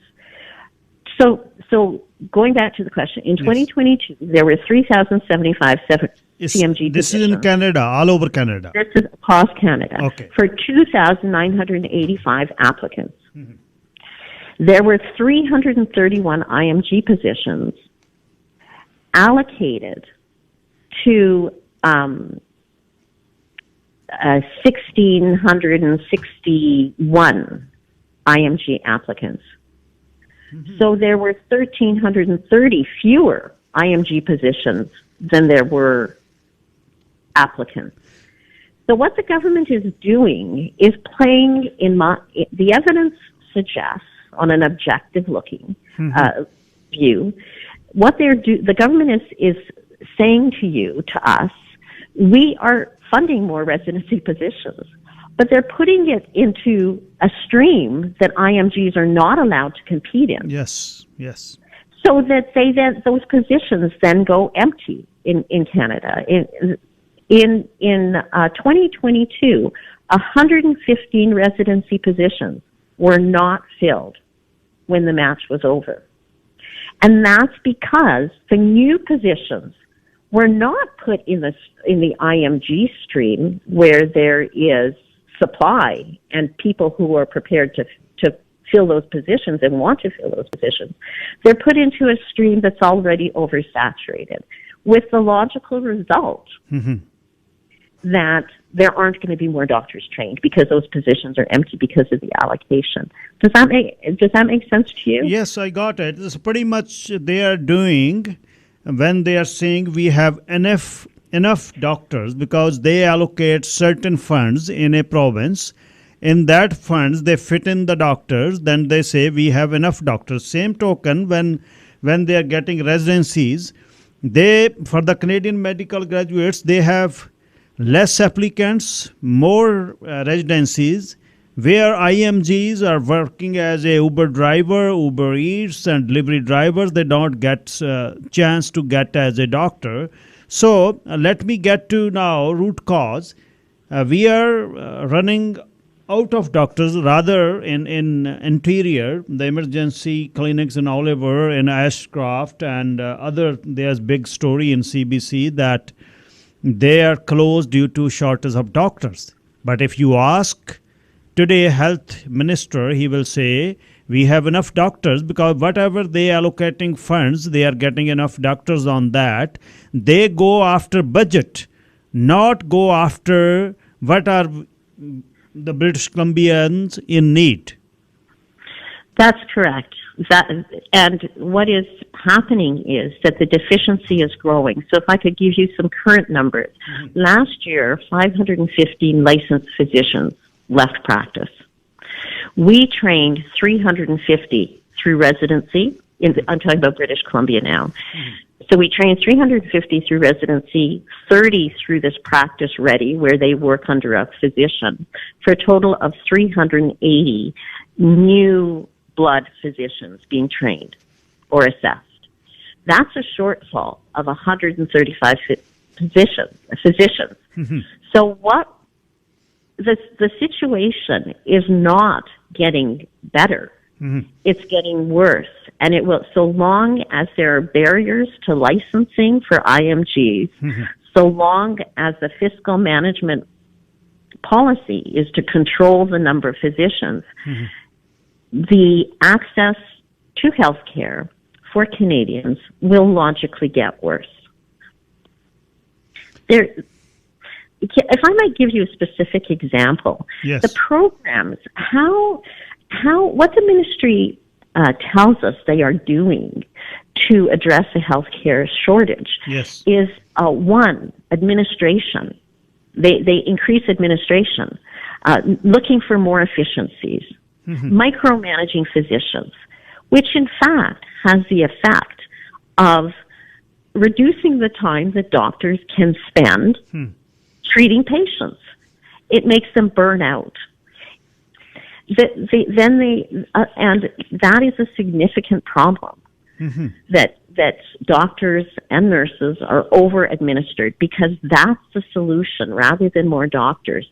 If I might give you an example on that, Yes. there's a comparison done between Germany, which typically ranks as one of the best healthcare systems in the world, and Canada typically ranks as one of the worst. Germany has double the population of Canada. Yes. And they have 4.25 doctors per 1,000 people. We have 2.7 doctors per 1,000 people. 1,000 people. Yeah, 2.7 versus 4.25 per 1,000 people. But we have 10 times the number of administrators per capita. 10 times. Whereas they have 0.15 administrators per 1,000 people. We have 1.4 administrators per 1,000 people. And that's because it goes back to the fundamental principle of controlling healthcare costs. You don't allow more doctors to be licensed. You look for alternatives. And another really interesting example, in 2012, the government invoked what was called a GP for me. There were 200,000 BC people without doctors. And so the government said by 2015, everyone is going to have a doctor. Everyone. And so they committed $132 million to this. $22 million was spent on funding for phone consultations. $20 million was spent for physician incentives, and the rest was spent for research.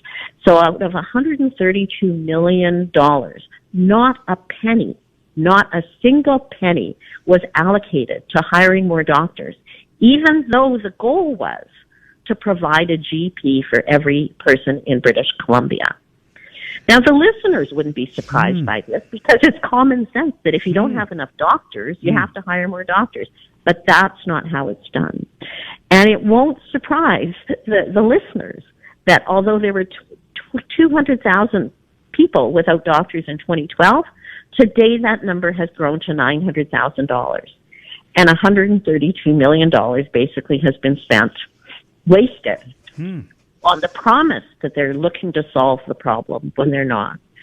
Another promise that they've made to us in 2020, Minister Dix told us, we're going to build you a new medical school.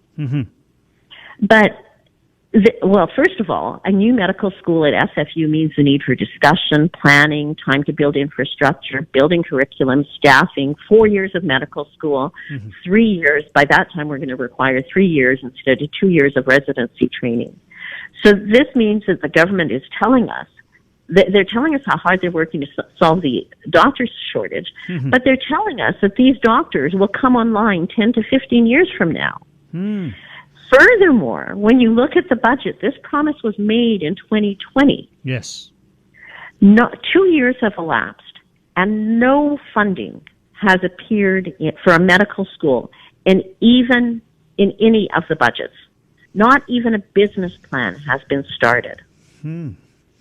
So when you look at the evidence of what they're saying and what is being done, I think the evidence will lead a reasonable person to conclude that the solutions for the physician shortage are bound to fail because they are intended to keep the number of physicians low, so that that fiscal management policy, which I've said before and you said, control the number of physicians so you control or ration access to health care means we can control the budget.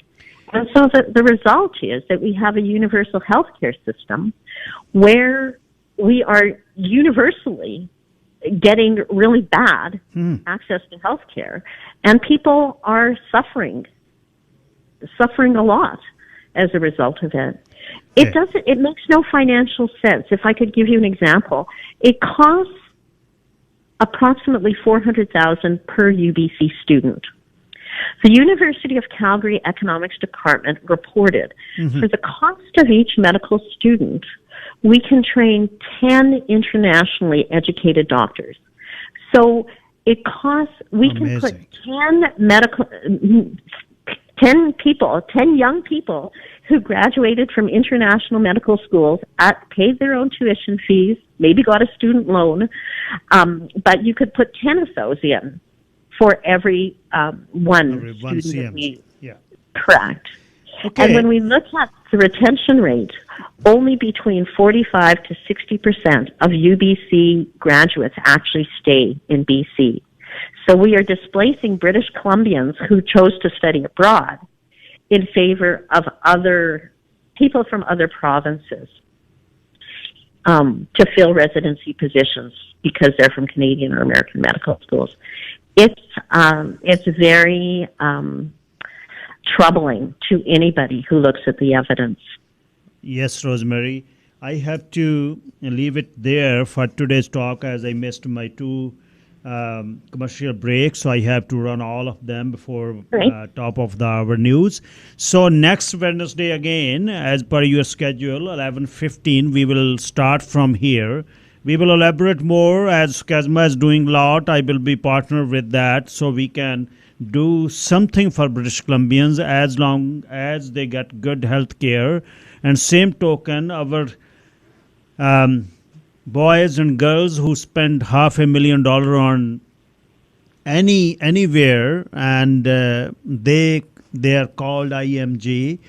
Why they are going away? Because we don't have enough medical schools. There will be a short-term goal and long-term goal. We will start from here again next Wednesday. Thank you for your time again. Thank you. Bye-bye. Bye-bye. Rosemary Pollock ਗੱਲਬਾਤ ਕਰ ਰਹੇ ਸੀ ਜੀ SCASMA ਤੋਂ Society of Canadians Studying Medical Abroad. ਅਗਲੇ break ਤੋਂ ਬਾਅਦ ਮੈਂ ਕੁਝ ਕੁ ਪੰਜਾਬੀ ਦੇ ਵਿੱਚ 5-4 ਮਿੰਟ ਲਾ ਕੇ ਤੁਹਾਨੂੰ ਕੋਸ਼ਿਸ਼ ਕਰਾਂਗਾ ਜਿਨ੍ਹਾਂ ਨੂੰ ਅੰਗਰੇਜ਼ੀ ਦੀ ਸਮਝ ਮੇਰੇ ਨੂੰ ਘੱਟ ਹੈ ਵੀ ਗੱਲ ਕੀ ਹੋਈ ਹੈ ਇਹਦੇ 'ਚ। ਡਾਕਟਰਾਂ ਦੀ ਘਾਟ ਅੱਜ ਬਹੁਤ ਵੱਡੀ CBC ਦੇ ਵਿੱਚ ਨਿਊਜ਼ ਹੈ ਜਿਹਦੇ ਵਿੱਚ ਜਿਹੜੇ ਡਾਕਟਰ ਉੱਥੋਂ ਪੜ੍ਹ ਕੇ ਆਏ ਜਿਹੜੇ ਡਾਕਟਰ ਬਣ ਨਹੀਂ ਸਕਦੇ। ਆਪਾਂ ਇੰਟਰਵਿਊ ਵੀ ਕੀਤੀ ਸੀ, ਤੁਹਾਨੂੰ ਪਤਾ ਹੈ, ਟੋਰਾਂਟੋ ਦੇ ਵਿੱਚੋਂ ਕੁਛ ਡਾਕਟਰਾਂ ਦੀ ਜਿਹੜੇ ਰਾਜਸਥਾਨ 'ਚ ਬੀਕਾਨੇਰ ਦੇ ਵਿੱਚ ਸਰਜਨ ਸਨ। ਅਤੇ ਹੁਣ ਰੋਜ਼ਮੈਰੀ ਪੌਲਕ ਨੇ ਜਿਹੜੀ ਗੱਲ ਕੀਤੀ ਆ ਉਹ ਇਹ ਕੀਤੀ ਆ ਵੀ ਇਹ ਸਰਕਾਰਾਂ ਫਿਸਕਲ ਮੈਨੇਜਮੈਂਟ ਦੇ ਥੱਲੇ ਕੋਟਾ ਸੈੱਟ ਕਰਕੇ ਉਨੀ ਮਨੀ ਦਿਖਾਉਂਦੇ ਨੇ ਜਿਹਦੇ 'ਚ ਉਨੇ ਡਾਕਟਰ ਲੈ ਲੈਂਦੇ ਆ। ਹਾਲਾਂਕਿ ਕੈਨੇਡੀਅਨ ਡਾਕਟਰ ਟ੍ਰੇਨ ਕਰਨ ਲਈ ਵੱਧ ਪੈਸੇ ਲੱਗਦੇ ਨੇ। ਦੁਨੀਆ 'ਚੋਂ ਟ੍ਰੇਨਡ ਹੋ ਕੇ ਆਏ ਡਾਕਟਰ, ਦੁਨੀਆ ਦੇ ਵਿੱਚੋਂ ਇਹ ਨਾ ਸਮਝੋ ਕਿ ਇਕੱਲੇ ਇੰਡੀਆ 'ਚ ਜੰਮੇ ਪਲੇ, ਤੁਹਾਡੇ ਧੀ ਪੁੱਤ ਵੀ ਜਿਹੜੇ ਬਾਹਰ ਪੜ੍ਹ ਕੇ ਆਉਂਦੇ ਆ ਉਹਨਾਂ ਨੂੰ ਇੰਟਰਨੈਸ਼ਨਲ ਮੈਡੀਕਲ ਗ੍ਰੈਜੂਏਟ ਕਹਿੰਦੇ ਆ। ਇਹ 9 ਦੇਸ਼ ਜਿਹੜੇ ਤੁਹਾਨੂੰ ਮੈਂ ਦੱਸਿਆ US, Australia, New Zealand, Ireland, UK, south Africa, Singapore, Hong Kong, Switzerland, ਇੱਥੋਂ ਜੇ ਤੁਹਾਡੇ ਧੀ ਪੁੱਤ ਇੱਥੇ ਸੀਟ ਨਾ ਮਿਲੇ ਉੱਥੇ ਪੜ੍ਹਨ ਜਾਣ, ਉਹ ਇੰਟਰਨੈਸ਼ਨਲ ਮੈਡੀਕਲ ਗ੍ਰੈਜੂਏਟਸ ਕਹਿਲਾਉਣਗੇ। ਆ ਕੇ ਕੈਨੇਡੀਅਨ ਮੈਡੀਕਲ ਕੌਂਸਲ ਦਾ ਐਗਜ਼ਾਮ ਲਿਖਣਗੇ। ਉਸ ਤੋਂ ਬਾਅਦ ਉਹਨਾਂ ਦੇ ਸਕਿੱਲ ਦਾ ਅਲੱਗ ਐਗਜ਼ਾਮ ਆ ਜਿਹਨੂੰ ਨਕੋਸਕੇ ਕਹਿੰਦੇ ਨੇ, ਨੈਸ਼ਨਲ ਅਸੈਸਮੈਂਟ ਜਿਹੜੀ ਕੋਲੈਬੋਰੇਸ਼ਨ ਅਬਜ਼ਰਵਡ ਸਟਰਕਚਰ ਕਲੀਨਿਕਲ ਐਗਜ਼ਾਮੀਨੇਸ਼ਨ। ਬਹੁਤ ਦੂਜੇ ਬੰਨੇ ਕੈਨੇਡੀਅਨ ਪੜ੍ਹਿਆ ਬੱਚਾ ਜਿਹੜਾ ਹੈ, ਮੈਂ ਉਸ ਦੇ ਖਿਲਾਫ ਨਹੀਂ, ਜਿਹੜਾ ਲੋਕਲ ਇੱਥੇ ਐਡਮਿਸ਼ਨ ਮਿਲ ਗਿਆ ਮੈਨੂੰ ਵਧੀਆ ਹੈ, ਉਹਦਾ ਜਿਹੜਾ ਕੈਨੇਡੀਅਨ ਕੌਂਸਲ ਦਾ ਐਗਜ਼ਾਮ ਹੈ ਉਹ ਰੈਜ਼ੀਡੈਂਸੀ ਤੋਂ ਬਾਅਦ ਵੀ ਦੇ ਸਕਦਾ। ਜੇ ਉਹ ਫੇਲ ਹੋ ਜਾਵੇ ਤਾਂ ਵੀ ਕੋਈ ਚੰਗੀ ਨਹੀਂ। ਇਹ ਬੱਚੇ ਜਦ ਤੁਹਾਡੇ ਪੜ੍ਹ ਕੇ ਆਉਣੇ ਨੇ ਉਹਨੂੰ ਦੁਬਾਰਾ ਡਾਕਟਰ ਬਣਨ ਲਈ ਬਹੁਤ ਵੱਡੀ ਮੁਸ਼ਕਿਲ ਹੈ। ਕੈਰੇਬੀਅਨ ਜਿਹੜੇ ਬੱਚੇ ਮੈਡੀਕਲ US ਮੈਡੀਕਲ ਸਕੂਲਾਂ 'ਚ ਪੜ੍ਹਦੇ ਨੇ, ਜਿਹੜੇ ਕੈਰੇਬੀਅਨ ਦੇ ਵਿੱਚ ਗੌਰਮੈਂਟ ਜਿਹੜੇ ਅਮਰੀਕਨ ਨੇ ਸਕੂਲ ਨੇ, ਉਹਨਾਂ ਦੀ ਰੈਜ਼ੀਡੈਂਸੀ ਅਮਰੀਕਾ 'ਚ ਹੋ ਜਾਂਦੀ ਆ, ਉਹ ਉੱਥੇ ਜੋਗੇ ਰਹਿ ਜਾਂਦੇ ਨੇ, ਉੱਥੇ ਵਿਆਹ ਵੂ ਕਰਾ ਲੈਂਦੇ ਨੇ, ਸਾਡੇ ਕੋਲ ਆਉਂਦੇ ਨਹੀਂ। ਅਸੀਂ ਪੈਸਾ ਧੇਲਾ ਦੇ ਕੇ ਇਹ ਕਿੱਡੇ ਕਾਲਜ ਸਕੂਲ ਬਣਾਉਂਦੇ ਆ, ਸਾਡੇ ਬੱਚੇ ਜਾ ਰਹੇ ਨੇ, ਡਾਕਟਰ ਹੈ ਨਹੀਂ, ਡਾਕਟਰਾਂ ਦੀ ਸ਼ਾਰਟੇਜ ਹੈ। ਪਰ ਸਰਕਾਰਾਂ ਕਹਿੰਦੀਆਂ ਇਨਫ ਡਾਕਟਰ ਨੇ, ਕਿਉਂਕਿ ਉਹ ਦਿਖਾਈ ਇਹ ਦਿੰਦੀਆਂ ਨੇ ਵੀ ਡਾਕਟਰ ਦੀ ਸ਼ਾਰਟੇਜ ਨਹੀਂ ਹੈ, ਡਾਕਟਰ ਬਹੁਤ ਨੇ ਸਾਡੇ ਕੋਲ, ਕਿਉਂਕਿ ਉਹਨਾਂ ਨੇ ਫਿਸਕਲ ਜਿਹੜੀ ਬਜਟ ਸੈੱਟ ਕੀਤਾ ਹੈ ਉਹਦੇ ਵਿੱਚ ਉਨੇ ਹੀ ਡਾਕਟਰ ਵੀ ਇੰਨੇ ਡਾਕਟਰ ਇੰਨੇ।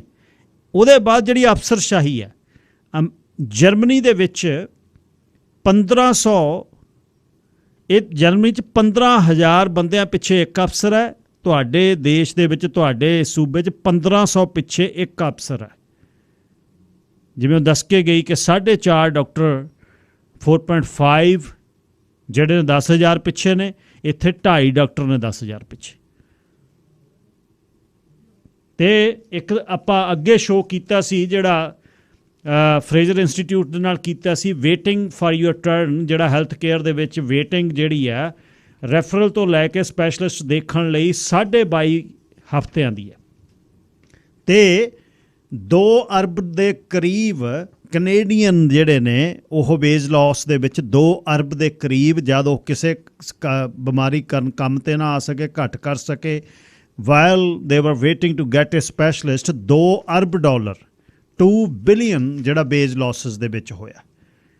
ਸੋ ਇਹ ਜਿਹੜੇ ਉਹਨਾਂ ਦੇ ਘੰਟੇ ਜਿਹੜੇ ਦੱਸੇ ਵੀ ਉਹਨਾਂ ਨੇ ਕੱਢ ਕੇ ਪੈਂਡੈਮਿਕ ਦੇ ਵਿੱਚ, ਵੀ 1 ਮਿਲੀਅਨ ਤੋਂ ਵੱਧ ਕੈਨੇਡੀਅਨਸ ਨੇ ਜਿਹੜੇ ਉਹਨਾਂ ਨੇ ਐਵਰੇਜ $1963 ਬੇਜ ਲਾਸ ਦੇ ਵਿੱਚ ਕੀਤੇ, ਇੱਥੋਂ ਕੱਢ ਕੇ ਲੈ ਕੇ ਆਏ ਉਹ $2 ਬਿਲੀਅਨ।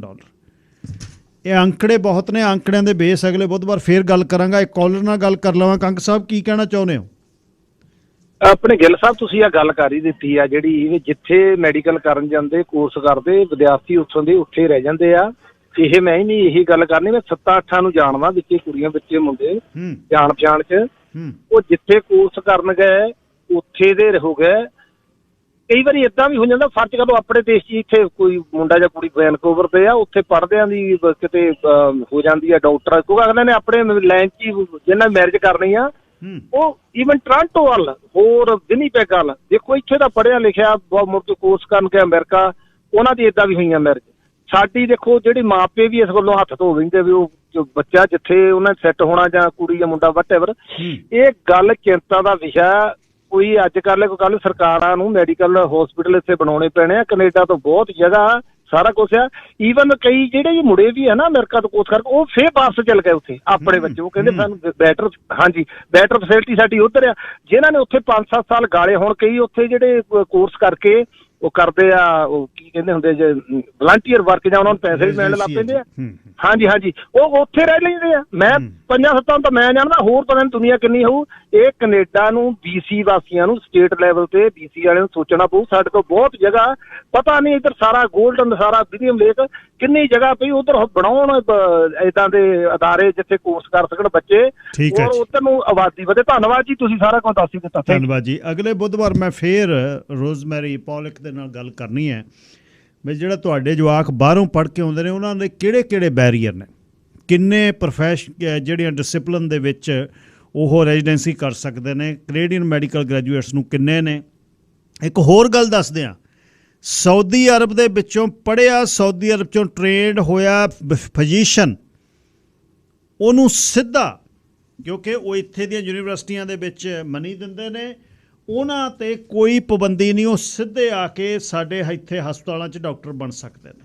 ਦੇਖੋ ਤੁਸੀਂ, ਤੁਹਾਡੇ ਬੱਚੇ ਇੱਥੋਂ ਪੜ੍ਹ ਕੇ ਬਾਹਰ ਗਏ, ਜਦ ਉਹਨਾਂ ਨੇ ਵਾਪਸ ਆਉਣਾ, ਉਹਨਾਂ ਨੂੰ ਬੈਰੀਅਰਸ ਨੇ। ਅਤੇ ਦੂਸਰੇ ਬੰਨੇ ਜਿਹੜੇ ਸਿੱਧੇ ਪੜ੍ਹ ਕੇ ਆਉਣਗੇ ਸਾਊਦੀ ਅਰਬ ਤੋਂ, ਸਾਊਦੀ ਅਰਬ ਵਾਲੇ ਸਿੱਧੇ ਛੁੱਤ ਡਾਕਟਰ ਲੱਗਣਗੇ।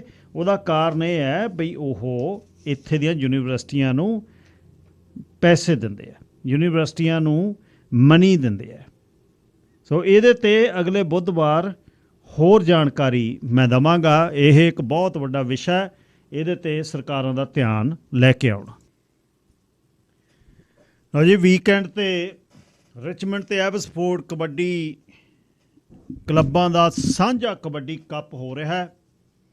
ਕਬੱਡੀ ਕੱਪ ਕਾਹਦਾ ਹੈ? 2 ਸਾਲਾਂ ਬਾਅਦ ਇਹ ਟੂਰਨਾਮੈਂਟ ਵੇਖਣ ਨੂੰ ਮਿਲਣਾ। Cup BC United kabaddi federation ਦੇ ਥੱਲੇ ਇਸ ਐਤਵਾਰ ਨੂੰ 24 ਜੁਲਾਈ ਨੂੰ ਕਲਗੀਧਰ ਗੁਰਦੁਆਰਾ ਸਾਹਿਬ ਐਬਸਫੋਰਡ ਦੀਆਂ ਗਰਾਊਂਡਾਂ 'ਚ। ਅਤੇ ਟੂਰਨਾਮੈਂਟ ਕਾਹਦਾ ਹੋਣਾ? ਪਲੇਅਰ ਬਹੁਤ ਕੈਮ, ਜਾਫੀ ਅਤੇ ਧਾਬੀ ਪਹੁੰਚ ਚੁੱਕੇ ਨੇ।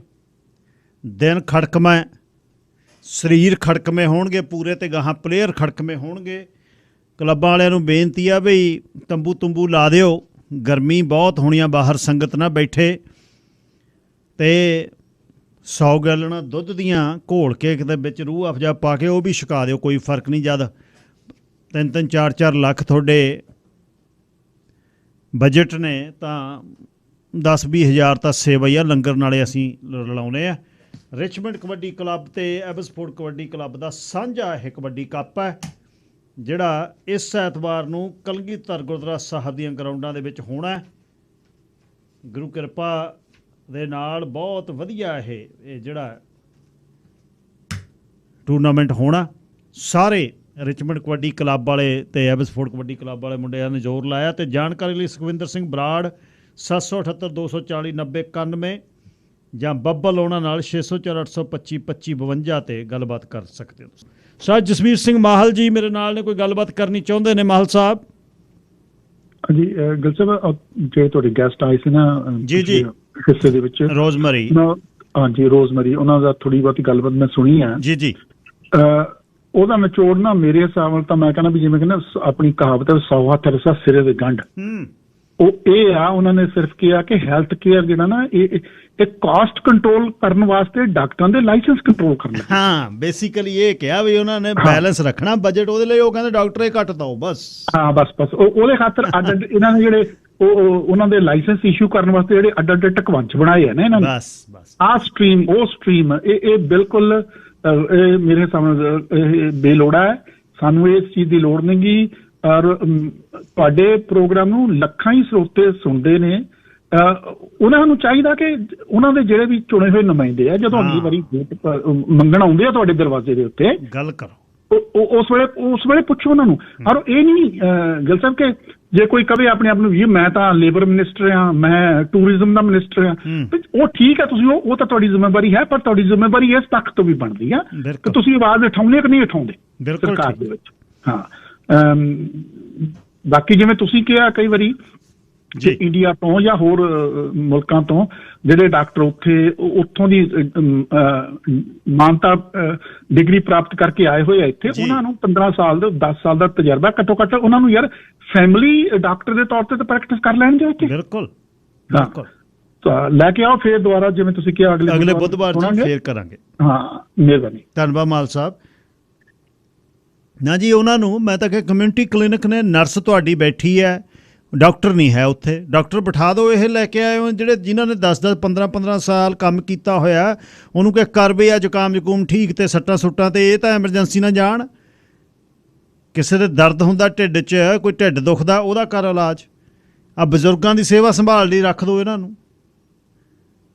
ਘੱਟੋ ਘੱਟ ਡਾਕਟਰ ਨੇ, ਉਹ ਪੜ੍ਹ ਕੇ ਆਏ ਹੋਏ ਨੇ। ਅਤੇ ਕਾਮਨਵੈਲਥ ਦੇ ਵਿੱਚ ਤਾਂ ਸੇਮ ਜਿਵੇਂ ਹੁਣ ਇੰਗਲੈਂਡ ਅਤੇ ਆਇਰਲੈਂਡ ਅਤੇ ਸਵਿਟਜ਼ਰਲੈਂਡ ਵਗੈਰਾ ਇਹ ਕੰਟਰੀਆਂ ਦੀ ਗੱਲ ਮੈਂ ਦੱਸ ਕੇ ਹਟਿਆ, ਸਾਊਥ ਅਫਰੀਕਾ ਦੀ, ਉੱਥੋਂ ਬੱਚਾ ਪੜ੍ਹ ਕੇ ਆ ਗਿਆ, ਰੈਜ਼ੀਡੈਂਸੀ ਕਹਿ ਕੇ ਆ ਗਿਆ, ਕਹਿੰਦੇ ਚੱਲ ਸਿੱਧਾ।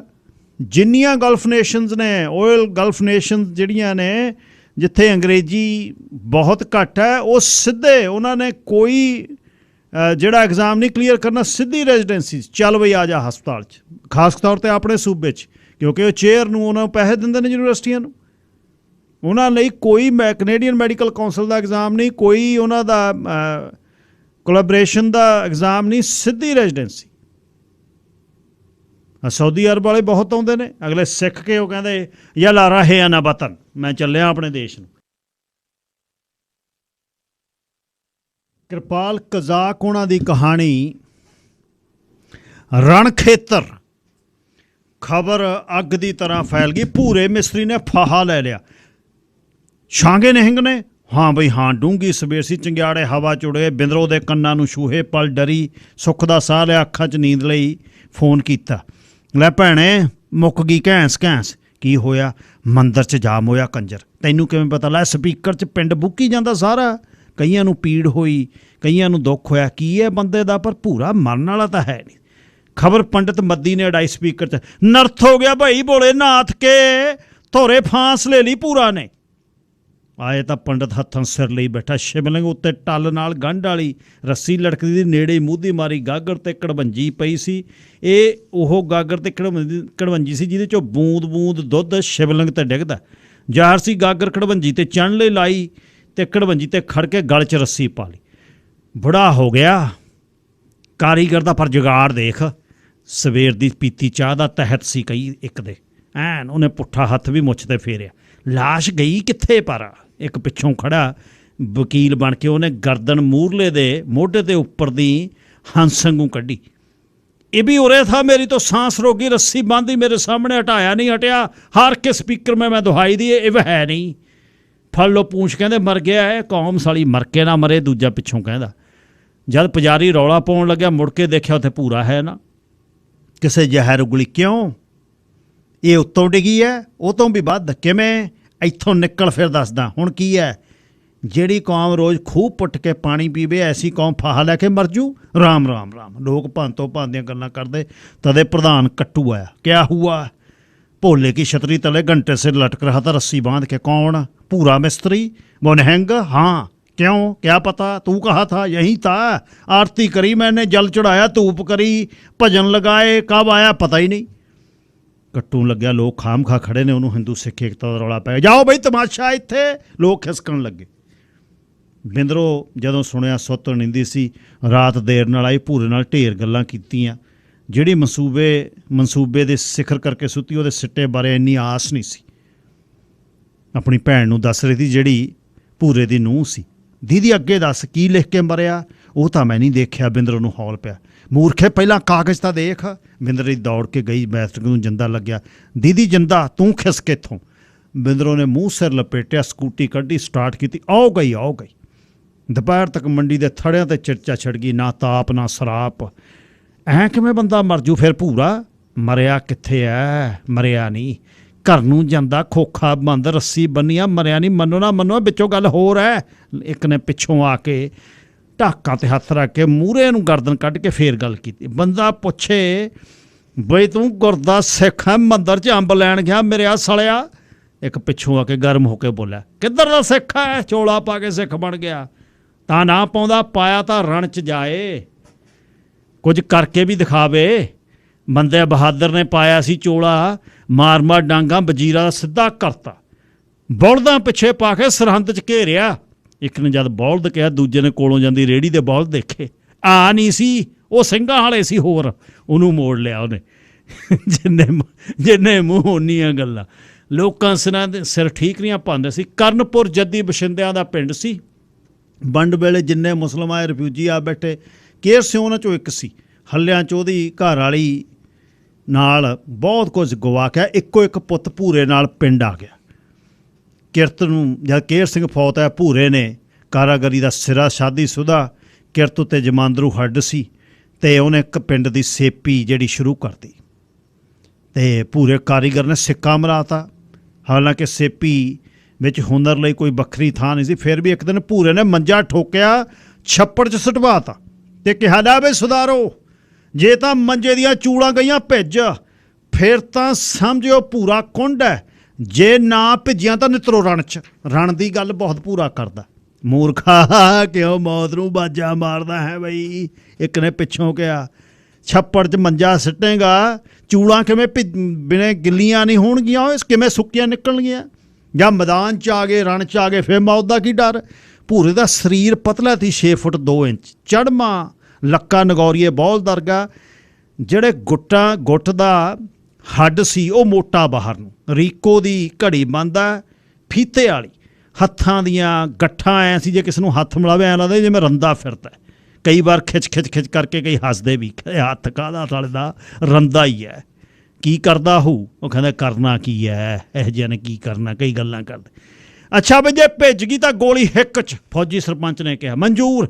ਜੇ ਨਾ ਭਿੱਜੀ, ਫੌਜੀ ਸਰਪੰਚ ਕਹਿੰਦਾ, ਜਾ ਖਾਨੇ ਵਾਲਾ ਹੱਥ ਆ ਤੈਨੂੰ ਦਿੱਤਾ। ਫਿਰ ਦੂਜੇ ਦਿਨ ਮੰਜਾ ਖੇੜਿਆ ਗਿਆ, ਚੂਲਾਂ ਸੁੱਕੀਆਂ। ਪੰਚਾਇਤ ਨੂੰ ਹੱਥਾ ਦੇਣਾ ਪਿਆ। ਬਹੁਤਿਆਂ ਨੂੰ ਤਕਲੀਫ ਹੋਈ। ਘਰ ਵਾਲਾ ਥਾਂ ਪਹਿਲਾਂ ਹੀ ਭੂਰੇ ਨੂੰ ਪੰਚਾਇਤ ਨੇ ਦੇਤਾ ਸੀ ਅਤੇ ਵਿਰੋਧ ਹੋਇਆ। ਲੋਕ ਕਹਿੰਦੇ, ਇਹਨੇ ਕਿਵੇਂ ਕਹਿਤਾ ਸਰਪੰਚ ਨੇ, ਪਿੰਡ ਦਾ ਕਿਵੇਂ ਸ਼ਾਮ ਲੜ ਦੇਤੀ? ਪਹਿਲਾਂ ਉਹਨੂੰ ਕਾਰਖਾਨੇ ਨੂੰ ਜਗ੍ਹਾ ਦਿੱਤੀ, ਹੁਣ ਹੱਥਾ ਦੇਤਾ। ਇਹ ਤਾਂ ਬਹੁਤ ਮਾੜੀ ਗੱਲ ਹੈ। 70ਵਿਆਂ 'ਚ ਤਬਦੀਲੀ ਆ ਗਈ, ਖੇਤੀ ਦੇ ਸੰਦ ਬਦਲ ਗਏ, ਸੇਪੀ ਦਾ ਕੰਮ ਖੂਹ 'ਚ ਪੈ ਗਿਆ। ਬਹੁਤਿਆਂ ਨੇ ਕੱਛਾਂ ਵਜਾਈਆਂ। ਹੁਣ ਆਊ ਸਾਲਾ ਸੂਤ ਰਣ ਖੇਤਰ ਵਾਲਾ। ਪੂਰਾ ਸੰਭਲ ਗਿਆ, ਰਣ ਖੇਤਰ ਬਦਲਿਆ, ਰਾਜਗਿਰੀ ਤੋਰ ਲਈ, ਟਿੱਚਰਾਂ ਉੱਚੀਆਂ ਹੋਈਆਂ। ਦੇਖ ਓਏ, ਬਾਲਾ ਹਵਾ 'ਚ ਨਾ ਉੜੀ। ਤੇਰੇ ਵਰਗੇ ਕਿਸੇ ਮਿਸਤਰੀ ਨਾਲ ਤੀਵੀਂ ਨਿਕਲ ਗਈ ਸੀ, ਇਹ ਸੋਚ ਕੇ ਕੋਈ ਵੱਡਾ ਰਾਜਾ ਹੋਊ। ਚੌਥੇ ਦਿਨ ਤੁਰਦੀ ਹੋਈ ਕਿਸੇ ਨੇ ਪੁੱਛਿਆ, ਕੀ ਹੋਇਆ? ਕਹਿੰਦੀ, ਰਾਜ ਕਰ ਭੂਲੀ, ਨਿਕਲੀ ਕਰਨੀ ਔਰ ਵਸੂਲੀ। ਕਾਂਡੀ ਤੇ ਵਸੂਲੀ ਨਿਕਲੀ ਕਹਿੰਦੀ ਹੱਥ 'ਚ। ਮੈਂ ਕਿਹਾ ਕਿਤੇ ਰਾਜ ਆਈ ਹੈ। ਪੂਰਾ ਕਾਰੀਗਰ ਸੀ, ਖੂਹ ਪੱਟ ਕੇ ਪਾਣੀ ਪੀਂਦਾ। 2 ਜਵਾਕ ਹੋ ਗਏ, ਸਤਵੀਰ ਤੇ ਰਘੁਵੀਰ। ਟਿੰਡ ਰਲਾਉਣੀ ਔਖੀ ਸੀ। ਰਾਜਗਿਰੀ ਦਾ ਕ੍ਰਿਸ਼ਮਾ ਆ ਗਿਆ।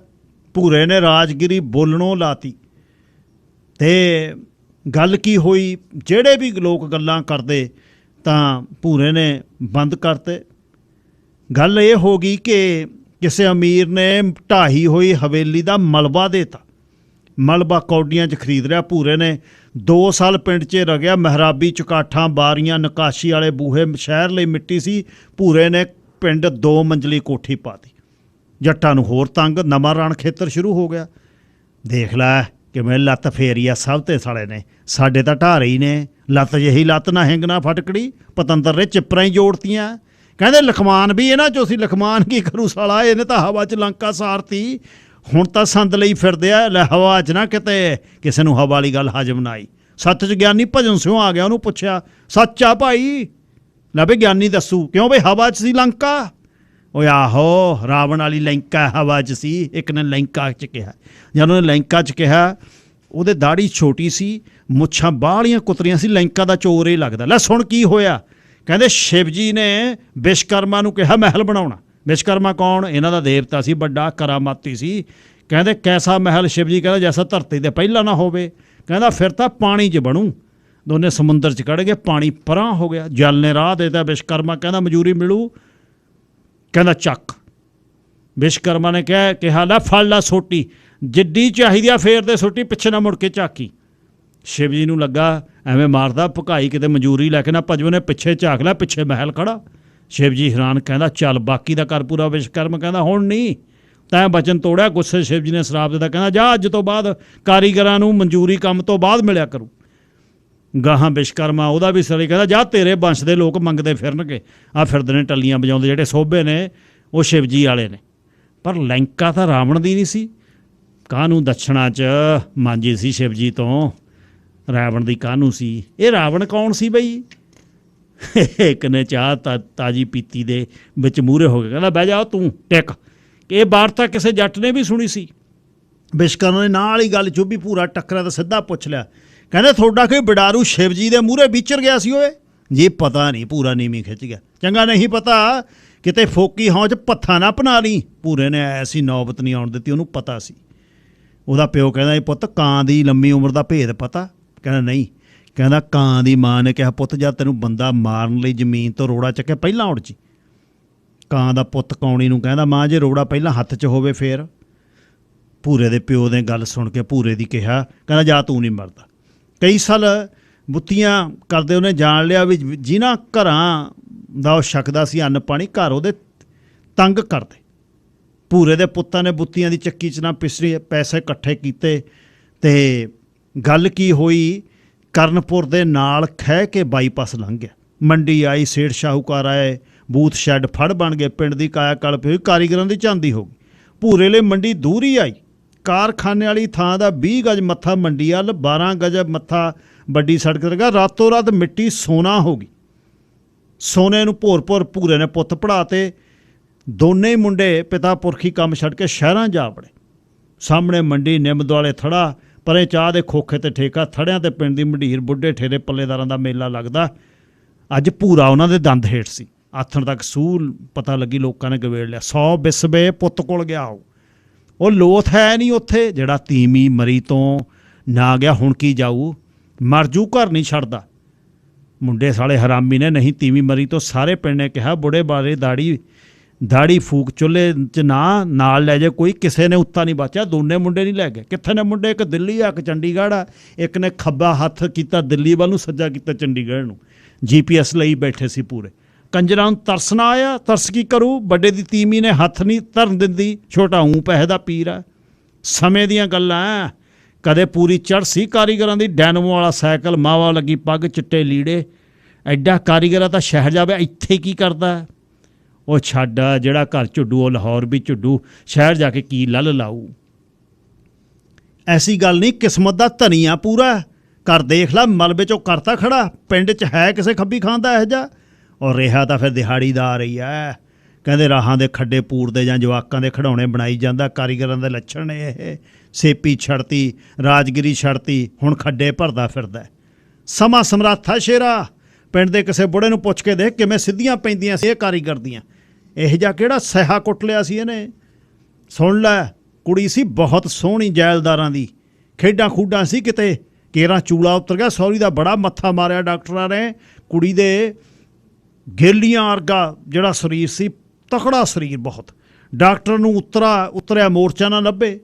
ਭੂਰੇ ਦੇ ਕਾਰਖਾਨੇ ਗੱਲ ਤੁਰੀ, ਕਹਿੰਦਾ ਮੈਨੂੰ ਕਹਿਣ ਹੱਥ ਨਹੀਂ ਲਾਉਂਦਾ ਚੂਲਾ ਚਾੜ ਦੂੰ। ਉਹ ਕਹਿੰਦਾ ਜੈਲਦਾਰ ਕੋਲ ਪੱਕੀ ਰਫਲ ਆ, ਚੂਕਣੇ 'ਚ ਮਾਰੂ, ਤੇ ਨਹੀਂ ਚੜ੍ਹਨਾ। ਕਹਿੰਦਾ ਕਰਾ ਦਿਓ ਗੱਲ। ਜੈਲਦਾਰ ਆ ਗਿਆ। ਜੈਲਦਾਰ ਕਹਿੰਦਾ ਜੇ ਕੁੜੀ ਨੂੰ ਹੱਥ ਨਹੀਂ ਲਾਉਣਾ, ਹੱਥ ਲਾ ਸਕਦੇ, ਜੇ ਨਾ ਚੂਲਾ ਚੜ੍ਹਿਆ ਗੋਲੀ ਮਾਰੂ। ਕਹਿੰਦਾ ਮਾਰਿਓ। ਕਹਿੰਦਾ ਬਸ਼ੇਰੀ ਲਿਆਓ ਇੱਕ ਸੀਲ। ਕਿੱਥੇ ਬਸ਼ੇਰੀ, ਕਿੱਥੇ ਚੂਲਾ? ਅਸੀਂ ਕਿਹਾ ਲੈ ਬਈ ਇਹ ਤਾਂ ਮਰੂ। ਕਹਿੰਦਾ ਬਸ਼ੇਰੀ ਨੂੰ ਛੋਲੇ ਚਾਰ ਲਓ, ਇੱਕ ਬੱਟੀ ਚਾਰ ਤੇ। ਕਹਿੰਦਾ ਬਸ਼ੇਰੀ 'ਤੇ ਬਿਠਾਓ ਕੁੜੀ ਨੂੰ। ਕੁੜੀ ਬਿਠਾਤੀ। ਹੁਣ ਕੁੜੀ ਦੇ ਦੋਹਾਂ ਗਿੱਟਿਆਂ ਤੋਂ ਬਸ਼ੇਰੀ ਦੇ ਥੱਲਿਓਂ ਪਰਨਾ ਬੰਨ੍ਹ ਦਿਓ, ਢਿੱਡ ਦੇ ਥੱਲੇ ਦੀ ਬੰਨ੍ਹਤਾ। ਕਹਿੰਦਾ ਹੁਣ ਪਾਣੀ ਪਵਾਓ ਤੇ ਰੱਜ ਕੇ ਬਸ਼ੇਰੀ ਨੂੰ। ਲਓ ਜੀ, ਜਿਉਂ ਹੀ ਪਾਣੀ ਪੀਤਾ ਬਸ਼ੇਰੀ ਨੇ, ਫੁੱਲਿਆ ਢਿੱਡ, ਚੌੜੇ ਹੋਏ ਚੱਡੇ, ਚੂਲਾ ਤਾਂ ਜਰਕ ਦੇਣੇ ਕੁੜੀ ਦਾ ਚੜ੍ਹ ਗਿਆ, ਪੈਰ ਬੰਨੇ ਹੋਏ ਸੀ ਥੱਲੇ। ਕੁੜੀ 9/9। ਜੈਲਦਾਰ ਕਹਿੰਦਾ ਆਫਰੀਨ ਤੇਰੇ, ਮੰਗ ਕੀ ਮੰਗਦਾ? ਕਹਿੰਦਾ ਇਹ ਮੇਰੇ ਮੁੰਡੇ ਪੜ੍ਹ ਗਏ, ਬਾਂਹ ਫੜੋ ਸ਼ੋਧਿਆਂ ਦੇ, ਅੱਜ ਮਾਰ ਦੇਣੇ ਟੀਟੇ ਦੋਵੇਂ।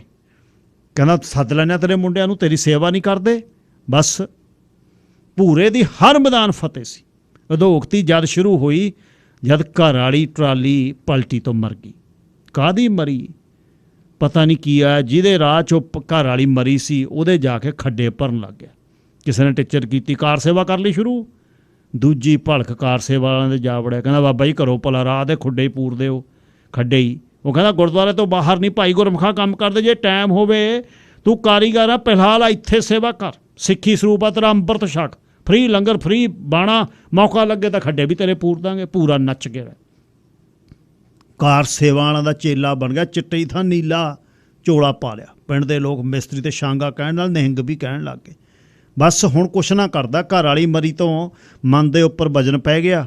ਕਦੇ ਖੱਡੇ ਭਰੇ ਆਉਂਦਾ, ਕਦੇ ਜਵਾਕਾਂ ਦੇ ਖਿਡੌਣੇ ਬਣ ਕੇ ਵੇਚਦਾ। ਇੱਕ ਦਿਨ ਛੋਟਾ ਮੁੰਡਾ ਰਘਵੀਰ ਆਇਆ। ਕਹਿੰਦਾ 35 ਲੱਖ ਦੇ ਘਰ ਤੇ ਖੋਖੇ ਤੇ ਬੈਠ ਕੇ ਖਿਡੌਣੇ ਬਣਾਉਣਾ, ਖੇਡ ਆਉਣਾ, ਕਦੇ ਨਿਹੰਗ ਬਣ ਕੇ ਜਲੂਸ ਕਢਾਉਣਾ ਸਾਡਾ, ਆਪਣਾ ਨਹੀਂ, ਘੱਟੋ ਘੱਟ ਸਾਡਾ ਖਿਆਲ ਕਰ। ਭੂਰੇ ਨੂੰ ਗੁੱਸਾ ਆਇਆ। ਉਹਦੇ ਕੋਲ ਲਾ ਪਾ ਕੇ ਜਾਇਦਾਦ ਦੇ ਨਾਂ ਤੇ ਘਰ ਤੇ ਕਾਰਖਾਨੇ ਦਾ ਖੋਖਾ ਸੀ, ਜਿਹਨੂੰ ਚਿੱਪੜ ਕਰਕੇ ਜੋੜਿਆ ਸੀ। ਭੂਰਾ ਜਾਂ ਭੂਰੇ ਪਿੰਡ ਬਾਰੇ ਕੁਛ ਬੋਲਣ ਲੱਗਿਆ ਤਾਂ ਰਘੂ ਨੇ ਟੋਕਿਆ, ਪਿੰਡ ਕੀ ਆ? ਪਿੰਡ ਸਾਡਾ ਨਾ ਜ਼ਮੀਨ ਨਾ ਜਾਇਦਾਦ, ਸ਼ਹਿਰ 'ਚ ਸਾਡਾ ਰੁਤਬਾ ਹੈ। ਬਾਖਪੀ ਦਾ ਤੂੰ ਇੱਥੇ ਇੱਟਾਂ ਪੱਥਰਾਂ ਨਾਲ ਚੰਬੜਿਆ ਬੈਠਾ, ਮਰ ਕੇ ਨਿਕਲੇਗਾ, ਕਿਉਂ ਜਲੂਸ ਕੱਢਦਾ ਸਾਡਾ? ਮਿਹਨਤ ਜਲੂਸ ਹੋ ਗਈ। ਭੂਰਾ ਬੋਲਿਆ, ਮੜੀਆਂ ਤੱਕ ਕਰੇਗਾ ਬੁੱਤੀਆਂ? ਦੂਜੀ ਪਲ ਸੋਚਿਆ ਤੇ ਹੌਕਾ ਲਿਆ, ਦੇਖੋ ਸ਼ੇਰਾ, ਤੇਰੀ ਲਈ ਹੋਊਗੀ ਲੱਖਾਂ ਦੀ ਕੁੱਤੇ ਝਾਕ, ਮੇਰੇ ਲਈ ਤਾਂ ਮੇਰੀਆਂ ਜੜ੍ਹਾਂ ਪਿੰਡ 'ਚ। ਬੁੱਤੀਆਂ ਕਰਦਾ ਤਾਂ ਕਿ ਉਹ ਕਿਰਤ ਕਰਦਾ ਹਿੱਕ ਠੋਕ ਕੇ, ਸੇਵਾ ਕਰਦਾ ਹਿੱਕ ਠੋਕ ਕੇ। ਰਹੀ ਗੱਲ ਬਾਣੇ ਦੀ, ਇਹ ਨਾ ਤੇਰਾ ਨਾ ਮੇਰਾ ਬਾਣਾ ਸਿੱਖੀ ਦਾ।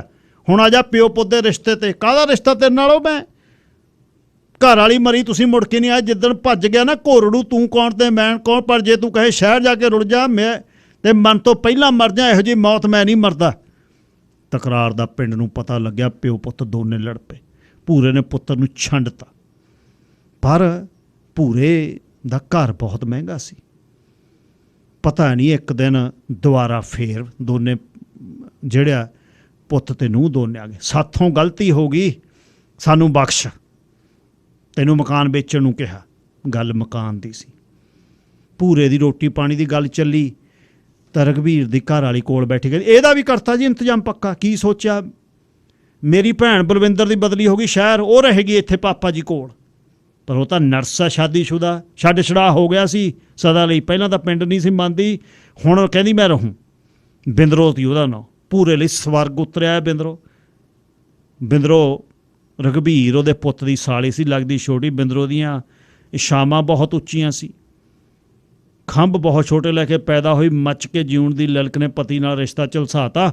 ਸਾਲ 'ਚ ਉਹਨੇ ਭੂਰੇ ਦੀ ਕਾਇਆ ਪਲਟਦੀ ਜਦ ਆ ਗਈ। ਭੂਰੇ ਨੂੰ ਚੱਕਵੇਂ ਲੀੜੇ, ਆਥਣੇ, ਰਸੋਈ, ਸਵੇਰੇ ਹਾਸੇ ਠੱਕੇ, ਤੜਕੇ ਲੋਕਾਂ ਦੀਆਂ ਨਾਸਾਂ 'ਚ ਦੇਸੀ ਘਿਓ ਦੇ ਤੜਕੇ, ਜਿਹੜੀਆਂ ਭੂਰੀ ਕੀੜੀ ਵਾਂਗੂ ਲੜਨ।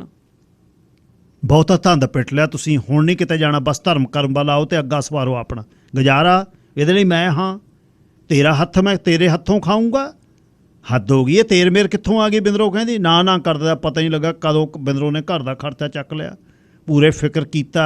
ਉਹ ਕਿਹਾ 4 ਦਿਨ ਸੁੱਖ ਨਾਲ ਨਹੀਂ ਰਿਹਾ ਜਾਂਦਾ ਤੁਹਾਤੋਂ। ਪੂਰੇ ਨੇ ਸੱਚਮੁੱਚ ਸੁੱਖ ਹੋ ਗਿਆ। ਛੁੱਟੀ ਵਾਲੇ ਦਿਨ ਕਦੇ ਸਿਰ 'ਚ ਤੇਲ, ਕਦੇ ਲੱਤਾਂ ਪੈਰਾਂ ਦੀ ਮਾਲਿਸ਼, ਕਦੇ ਨਹੁੰਆਂ ਦੀ ਕੱਟ ਕਟਾਈ। ਭੂਰੇ ਨੂੰ ਅੱਗਾ ਦੁਨੀਆ ਹੀ ਹੋਣ ਆਈ ਹੈ। ਜਾਣੂ ਟਿਚਰੀ ਤੇ ਉਤਰਿਆ ਕਿ ਹਾਂ ਭੂਰਾ ਸਿਆ ਚੱਲਦਾ ਬਰਬਾ ਦੋਨੇ ਹੱਥੀ। ਭੂਰਾ ਸਮਝਦਾ ਸੀ ਉਹ ਕਿੱਥੋਂ ਬੋਲਦੇ। ਇੱਕ ਦਿਨ ਉਹਦੇ ਜੋਟੀਦਾਰ ਧੀਰੂ ਵਾਲਿਆਂ ਨੇ ਕਿਹਾ, ਜੂਨ ਤਾਂ ਸਿੱਧਰ ਗਈ ਤੇਰੀ, ਭਲਾ ਹੋਇਆ ਇੱਕ ਗੱਲ ਪੁੱਛਾਂ? ਪੁੱਛ। ਨਰਸ ਤੇਰੇ ਹਾਣ ਦੀ ਆ? ਨਹੀਂ। ਤੇਰੀ ਸਖੀ ਆ? ਨਹੀਂ। ਤੇਰੇ ਬੈਠੇ ਨੂੰ ਖਵਾਉਂਦੀ ਆ ਆਪਣੀ ਮਰਜ਼ੀ ਨਾਲ? ਮੈਂ ਤਾਂ ਕਿਹਾ ਨਹੀਂ। ਕੋਈ ਕਿਸੇ ਦੀ ਕਿਉਂ ਤਿਮਾਰਦਾਰੀ ਕਰੂਗਾ? ਪਤਾ ਨਹੀਂ। ਫਿਰ ਹੋਸ਼ ਕਰ ਭਾਈ, ਕਿਤੇ ਉਹੀ ਨਾ ਬੋਕ ਤੇ ਸਿੰਘਾਂ ਨੂੰ ਹੱਥ ਪਾ ਲਈ। ਇੱਕ ਨੇ ਤੁਰੇ ਜਾਂਦੇ ਕਹਿੰਦੇ ਉੱਥੇ ਭੂਰੇ ਦਾ ਮੱਥਾ ਠਿਣਕਿਆ। ਇਹ ਗੱਲ ਕੀ ਹੈ? ਗੱਲਾਂ ਉਹਦੇ ਮਨ 'ਚ ਵੱਜੀਆਂ ਵੀ ਇਹ ਸੇਵਾ ਕਰਨ ਲਈ ਕਾਹਦੇ ਲਈ ਆਈ ਆ। ਕੋਈ ਅੰਦਰੋਂ ਉਹਨੇ ਬਿੰਦਰੋਂ ਤੋਂ ਪਾਸਾ ਵੱਟ ਲਿਆ। ਦਲਾਨ ਦੀ ਜਗ੍ਹਾ ਬੈਠਕ 'ਚ ਸੌਣ ਲੱਗਾ। ਬਿੰਦਰੋਂ ਤਾੜ ਗਈ ਵੀ ਭੂਰਾ ਕਿਸੇ ਸੁਰੱਖਿਅਤ ਮੋਰਚੇ 'ਚ ਦੜ ਗਿਆ, ਗੜਬੜਾ ਕੋਈ। ਬਿੰਦਰੋਂ ਚਲਾਕ ਸੀ, ਭੂਰੇ ਦੇ ਨੇੜੇ ਹੋਰ ਹੋ ਗਈ। ਭੂਰੇ ਦਾ ਰੋਣ ਨਿਕਲ ਗਿਆ। ਉਹਨੂੰ ਸਮਝ ਨਹੀਂ ਸੀ ਆ ਰਹੀ ਕੀ ਕਰੇ। ਇੱਕ ਦਿਨ ਉਹਨੇ ਪੰਡਤ ਮੱਦੀ ਦੇ ਮੁੰਡੇ ਮੇਸ਼ੀ ਨੂੰ ਬਿੰਦਰੋਂ ਕੋਲ ਆਏ ਨੂੰ ਦੇਖ ਲਿਆ। ਰਾਤ ਖਾਸੀ ਸੀ। ਮੇਸ਼ੀ ਮੁੜ ਗੇੜਾ ਮਾਰੇ। ਮੇਸ਼ੀ ਹਰ ਰੋਜ਼ ਆਉਣ ਲੱਗਿਆ। ਭੂਰੇ ਨੂੰ ਪਹਿਲੀ ਵਾਰ ਕਿਸੇ ਖਤਰੇ ਦਾ ਅਹਿਸਾਸ ਹੋਇਆ। ਬੋਲ ਚਾਲ ਬੰਦ ਨਾ ਹੁੰਦੀ ਤਾਂ ਪੁੱਛ ਲੈਂਦਾ। ਫਿਰ ਵੀ ਉਹਨੇ ਗੁੱਸੇ ਦਾ ਇਜ਼ਹਾਰ ਕੀਤਾ। ਕੱਲ੍ਹ ਤੋਂ ਮੇਰੀ ਰੋਟੀ ਨਾ ਪਕਾਈ। ਚੰਗਾ ਕੀਤਾ, ਮੈਂ ਤਾਂ ਆਪ ਕਹਿਣ ਵਾਲੀ ਸੀ। ਬਿੰਦਰੋਂ ਵਿਗੜੀ ਪਈ ਸੀ। ਭੂਰਾ ਹੈਰਾਨ। ਮੈਂ ਸੋਚਿਆ ਸ਼ਰਮ ਮੰਨੂ, ਸਿਰ 'ਤੇ ਤੇਲ ਝੱਸਦੀ, ਪੈਰਾਂ 'ਚ ਤੇਲ ਝੱਸਦੀ, ਆਹ ਕੀ ਹੋ ਗਿਆ? ਇੱਕ ਦਿਨ ਉਹਨੇ ਮੇਸ਼ੀ ਨੂੰ ਮੂਹਰੇ ਘੇਰ ਕੇ ਕਿਹਾ, ਕੀ ਲੈਣਾ ਆ ਤੂੰ ਇੱਥੋਂ? ਮੇਰੇ ਲਈ ਕੰਮ ਕਰਦਾ ਡਿਸਪੈਂਸਰੀ 'ਚ। ਮੇਸ਼ੀ ਦੀ ਥਾਂ ਬਿੰਦਰੋਂ ਬੋਲੀ। ਭੂਰੇ ਪਤਾ ਕੀਤਾ ਝੂਠ ਸੀ। ਜਦ ਭੂਰੇ ਨੂੰ ਕਿਸੇ ਸਾਜ਼ਿਸ਼ ਦੀ ਬੂ ਆਈ। ਇੱਕ ਦਿਨ ਉਹਨੇ ਕਿਹਾ, ਝੂਠ ਕਿਉਂ ਬੋਲਿਆ ਤੀ? ਇਹ ਤਾਂ ਕੰਮ ਨਹੀਂ ਕਰਦਾ। ਕੋਈ ਝੂਠ ਨਹੀਂ। ਅੱਜ ਭਲਕ ਬਦਲੀ ਹੋ ਰਹੀ ਹੈ ਇਹਦੀ। ਹੋ ਰਹੀ ਹੈ ਤਾਂ ਭਰਾ ਇੱਥੇ ਧਾਰਾਂ ਲੈਣ ਆਉਂਦਾ ਇਹਦਾ ਘਰ ਹੈ ਤਾਂ ਆਊਗਾ। ਜਦ ਉਹਨੇ ਕਿਹਾ ਘਰ ਹੈ, ਭੂਰੇ ਦੇ ਸਿਰ ਦੇ ਵਿੱਚ ਠਾਹ ਦੇ ਕੇ ਥੋੜਾ ਵੱਜਿਆ। ਕੀ ਬਕ ਰਹੀਆਂ? ਘਰ ਇਹਦਾ ਕਿਵੇਂ ਹੋ ਗਿਆ? ਜਿਵੇਂ ਤੁਸੀਂ ਮੇਰੇ ਹੋ ਗਏ। ਸ਼ਰਮ ਨਹੀਂ ਆਉਂਦੀ ਮਜ਼ਾਕ ਕਰਦੀ ਨੂੰ? ਸ਼ਰਮ ਕਾਹਦੀ? ਮੈਂ ਵਿਆਹ ਕਰਵਾ ਰਹੀ ਹਾਂ ਇਹਦੇ ਨਾਲ। ਬੁਲਾ ਰਘਬੀਰ ਨੂੰ, ਤੇਰੇ ਲਵਾਵਾਂ ਜੁੱਤੀਆਂ। ਉਹਦੀ ਤਾਂ ਪਲੈਨਿੰਗ ਆ, ਉਹ ਜੁੱਤੀਆਂ ਮਾਰੂ। ਕੈਸੀ ਪਲੈਨਿੰਗ? ਭੂਰੇ ਦਾ ਕੰਧ ਸਹਾਰ ਲਿਆ, ਬਹਿ ਗਿਆ। ਅੰਕਲ ਤੈਨੂੰ ਨਹੀਂ ਪਤਾ ਤੇਰੇ ਨਾਲ ਕੀ ਹੋਣ ਵਾਲਾ? ਕੀ ਕਰੋਗੇ? ਉਹਨੂੰ ਬੁਲਾ, ਮੈਂ ਗੱਲ ਕਰਾਂ। ਬਿਲਕੁਲ, ਉਹ ਤਾਂ ਉਡੀਕ ਰਿਹਾ ਆਉਣ ਦੀ। ਕਾਹਦੀ ਉਡੀਕ ਕਰ ਰਿਹਾ? ਜੋ ਇਨਵੈਸਟ ਕੀਤਾ ਉਹਦੀ ਡੀਲ। ਕਿਹੜੀ ਡੀਲ? ਉਹਨੂੰ ਕਹਿ ਆ ਵੀ ਕਿਹੜੀ ਡੀਲ ਦੀ ਗੱਲ ਕਰਦਾ? ਪਹਿਲਾਂ ਦਿਮਾਗ ਠੰਡਾ ਕਰ, ਆ ਸਮਝਾਵਾਂ ਤੈਨੂੰ। ਬਿੰਦਰੋਂ ਨੇ ਮੇਸ਼ੀ ਭੂਰੇ ਨੂੰ ਅੰਦਰਲੇ ਸੋਫੇ 'ਤੇ ਲੈ ਕੇ, ਭੂਰਾ ਮਿੱਟੀ ਸੀ। ਦੇਖ, ਮੈਂ ਤੇ ਦੀਦੀ ਨੇ, ਜਾਣੀ ਤੇਰੀ ਨੂੰਹ ਨੇ, ਫਲੈਟ ਲਿਆ ਚੰਡੀਗੜ੍ਹ। ਪੈਸੇ ਚਾਹੀਦੇ ਸੀ ਅੰਨੇ। ਤੈਨੂੰ ਘਰ ਵੇਚਣ ਨੂੰ ਕਿਹਾ, ਤੂੰ ਅੜ ਗਿਆ। ਫਿਰ ਸੋਚਿਆ ਮਕਾਨ 'ਚ ਤੇਰਾ ਅੱਧ ਆਊ, ਅੱਧ ਨਾਲ ਸਰਨਾ ਨਹੀਂ। ਸਾਰ ਵੀ ਲਿਆ। ਫਿਰ ਤੇਰਾ ਕੀ ਕਰਾਂਗੇ? ਪਹਿਲਾਂ ਸੋਚਿਆ ਤੈਨੂੰ ਬਿਰਧ ਆਸ਼ਰਮ ਭੇਜੀਏ। ਫਿਰ ਸੋਚਿਆ ਪੱਕਾ ਭੇਜੋ। ਫਿਰ ਰਘੂ ਨੇ ਪਲਾਨ ਕੀਤੀ, ਮੇਰੀ ਬਦਲੀ ਕਰਾਈ। ਹੁਣ ਸਾਰਾ ਘਰ 'ਤੇ ਖੋਖਾ ਸਾਡਾ। ਤੂੰ ਪੁੱਛ ਕਿਵੇਂ? ਤੇਰੀਆਂ ਅਸ਼ਲੀਲ ਤਸਵੀਰਾਂ ਅਤੇ ਫਿਲਮਾਂ ਨੇ ਸਾਡੇ ਕੋਲ ਦੇਖੇਗਾ ਤਾਂ ਹੋਸ਼ ਉੱਡ ਜੂਗੀ। ਮੈਸ਼ੀ ਲੈਪਟਾਪ ਖੋਲ। ਭੂਰੇ ਦੀ ਜਾਨ ਮਿੱਟੀ 'ਚ ਆ ਗਈ। ਭੂਰਾ ਜਿਵੇਂ ਦੇਖਦਾ ਗਿਆ ਬੁੱਝਦਾ ਚਲਾ ਗਿਆ। ਉਹਨੂੰ ਲੱਗਿਆ ਇਹ ਤਾਂ ਸਿਆਪੇ 'ਚ ਪੈ ਗਿਆ। ਉਹ ਤਾਂ ਇਹ ਕੀ ਹੋ ਗਿਆ? ਹੁਣ ਤੇਰੇ ਕੋਲ ਦੋ ਰਾਹ ਨੇ। ਬਿੰਦਰੋਂ ਮੂਹਰੇ ਬੈਠੀ ਬੋਲੀ ਸੀ, ਜਿਹੜੀ ਸਿਰ 'ਚ ਤੇਲ ਝੱਸਦੀ। ਮਕਾਨ 'ਤੇ ਖੋਖੇ ਦੀ ਤੇ ਮਿੱਟੀ ਪਾ ਕੇ ਇਹ ਕੰਜਰਖਾਨੇ ਨੂੰ ਦੱਬਣਾ, ਜਾਂ ਕਾਲਖ ਮਲ ਕੇ ਕੁੱਤੇ ਦੀ ਮੌਤ ਮਰਨਾ। ਭੂਰੇ ਦਾ ਗਲਾ ਭਰਿਆ, ਰੁੰਦੇ ਗਲੇ 'ਚ ਕਹਿੰਦਾ, ਤੂੰ ਐਂ ਕਿਉਂ ਕੀਤਾ ਮੇਰੇ ਨਾਲ? ਤੇਰੀ ਤੀਵੀਂ ਮਰੀ, ਤੂੰ ਨਾ ਮਰਿਆ। ਕਾਰੋਬਾਰ ਗਿਆ, ਤੂੰ ਨਾ ਮਰਿਆ। ਵਕੀਲ ਕਿਹਾ ਪਿੰਡ 'ਚੋਂ ਜੜ੍ਹਾਂ ਪੁੱਟ ਦਿਓ, ਆਪੇ ਮਰ ਜੂ। ਪਰ ਤੂੰ ਤਾਂ ਢੀਠ ਨਿਕਲਿਆ ਪੂਰਾ। ਹੁਣ ਆ ਪਿਆ ਕਾਗਜ਼ 'ਤੇ ਮਾਰ ਘੁੱਗੀ। ਜੇ ਤਾਂ ਸੁਰਖੂ, ਨਹੀਂ ਤਾਂ ਦਾੜੀ ਦਾ ਬੂੰਡਾ ਕਰਾਉਣਾ ਤਾਂ ਅੱਜ ਦੱਸ ਦੇ। ਭੂਰੇ ਦੀ ਘਿੱਗੀ ਵੱਜ ਗਈ। ਉਹਨੂੰ ਲੱਗਿਆ ਤਬਾਹ ਹੋ ਗਿਆ। ਪਿੰਡ, ਘਰ, ਸਾਰਾ ਕੁਛ ਗਿਆ। ਇਹ ਤਾਂ ਬਿੰਦਰੋਂ ਸਿਆਪਾ ਪਾ ਲਿਆ। ਮੈਂ ਤਾਂ ਫੋਟੋਆਂ ਖਿੱਚੀ ਬੈਠੀ ਸੀ, ਵੀਡੀਓ ਬਣਾਈ ਬੈਠੀ ਸੀ। ਬੜਾ ਜਰਮ ਕੀਤਾ ਬਈ ਤੁਸੀਂ ਤਾਂ। ਭੂਰੇ ਨੇ ਕਿਹਾ, ਇਹ ਤਾਂ ਸੌਦਾ ਹੈ ਅੰਕਲ ਜੀ ਮਹਾਰਾਜ। ਇੱਕ ਪਾਸੇ ਦਿਓ, ਦੂਜੇ ਪਾਸੇ ਵਿਆਹ ਸਮੇਤ ਲਾਓ। ਇੱਜ਼ਤ ਬਦਲੇ? ਇਹ ਤਾਂ ਕੁਝ ਵੀ ਨਹੀਂ।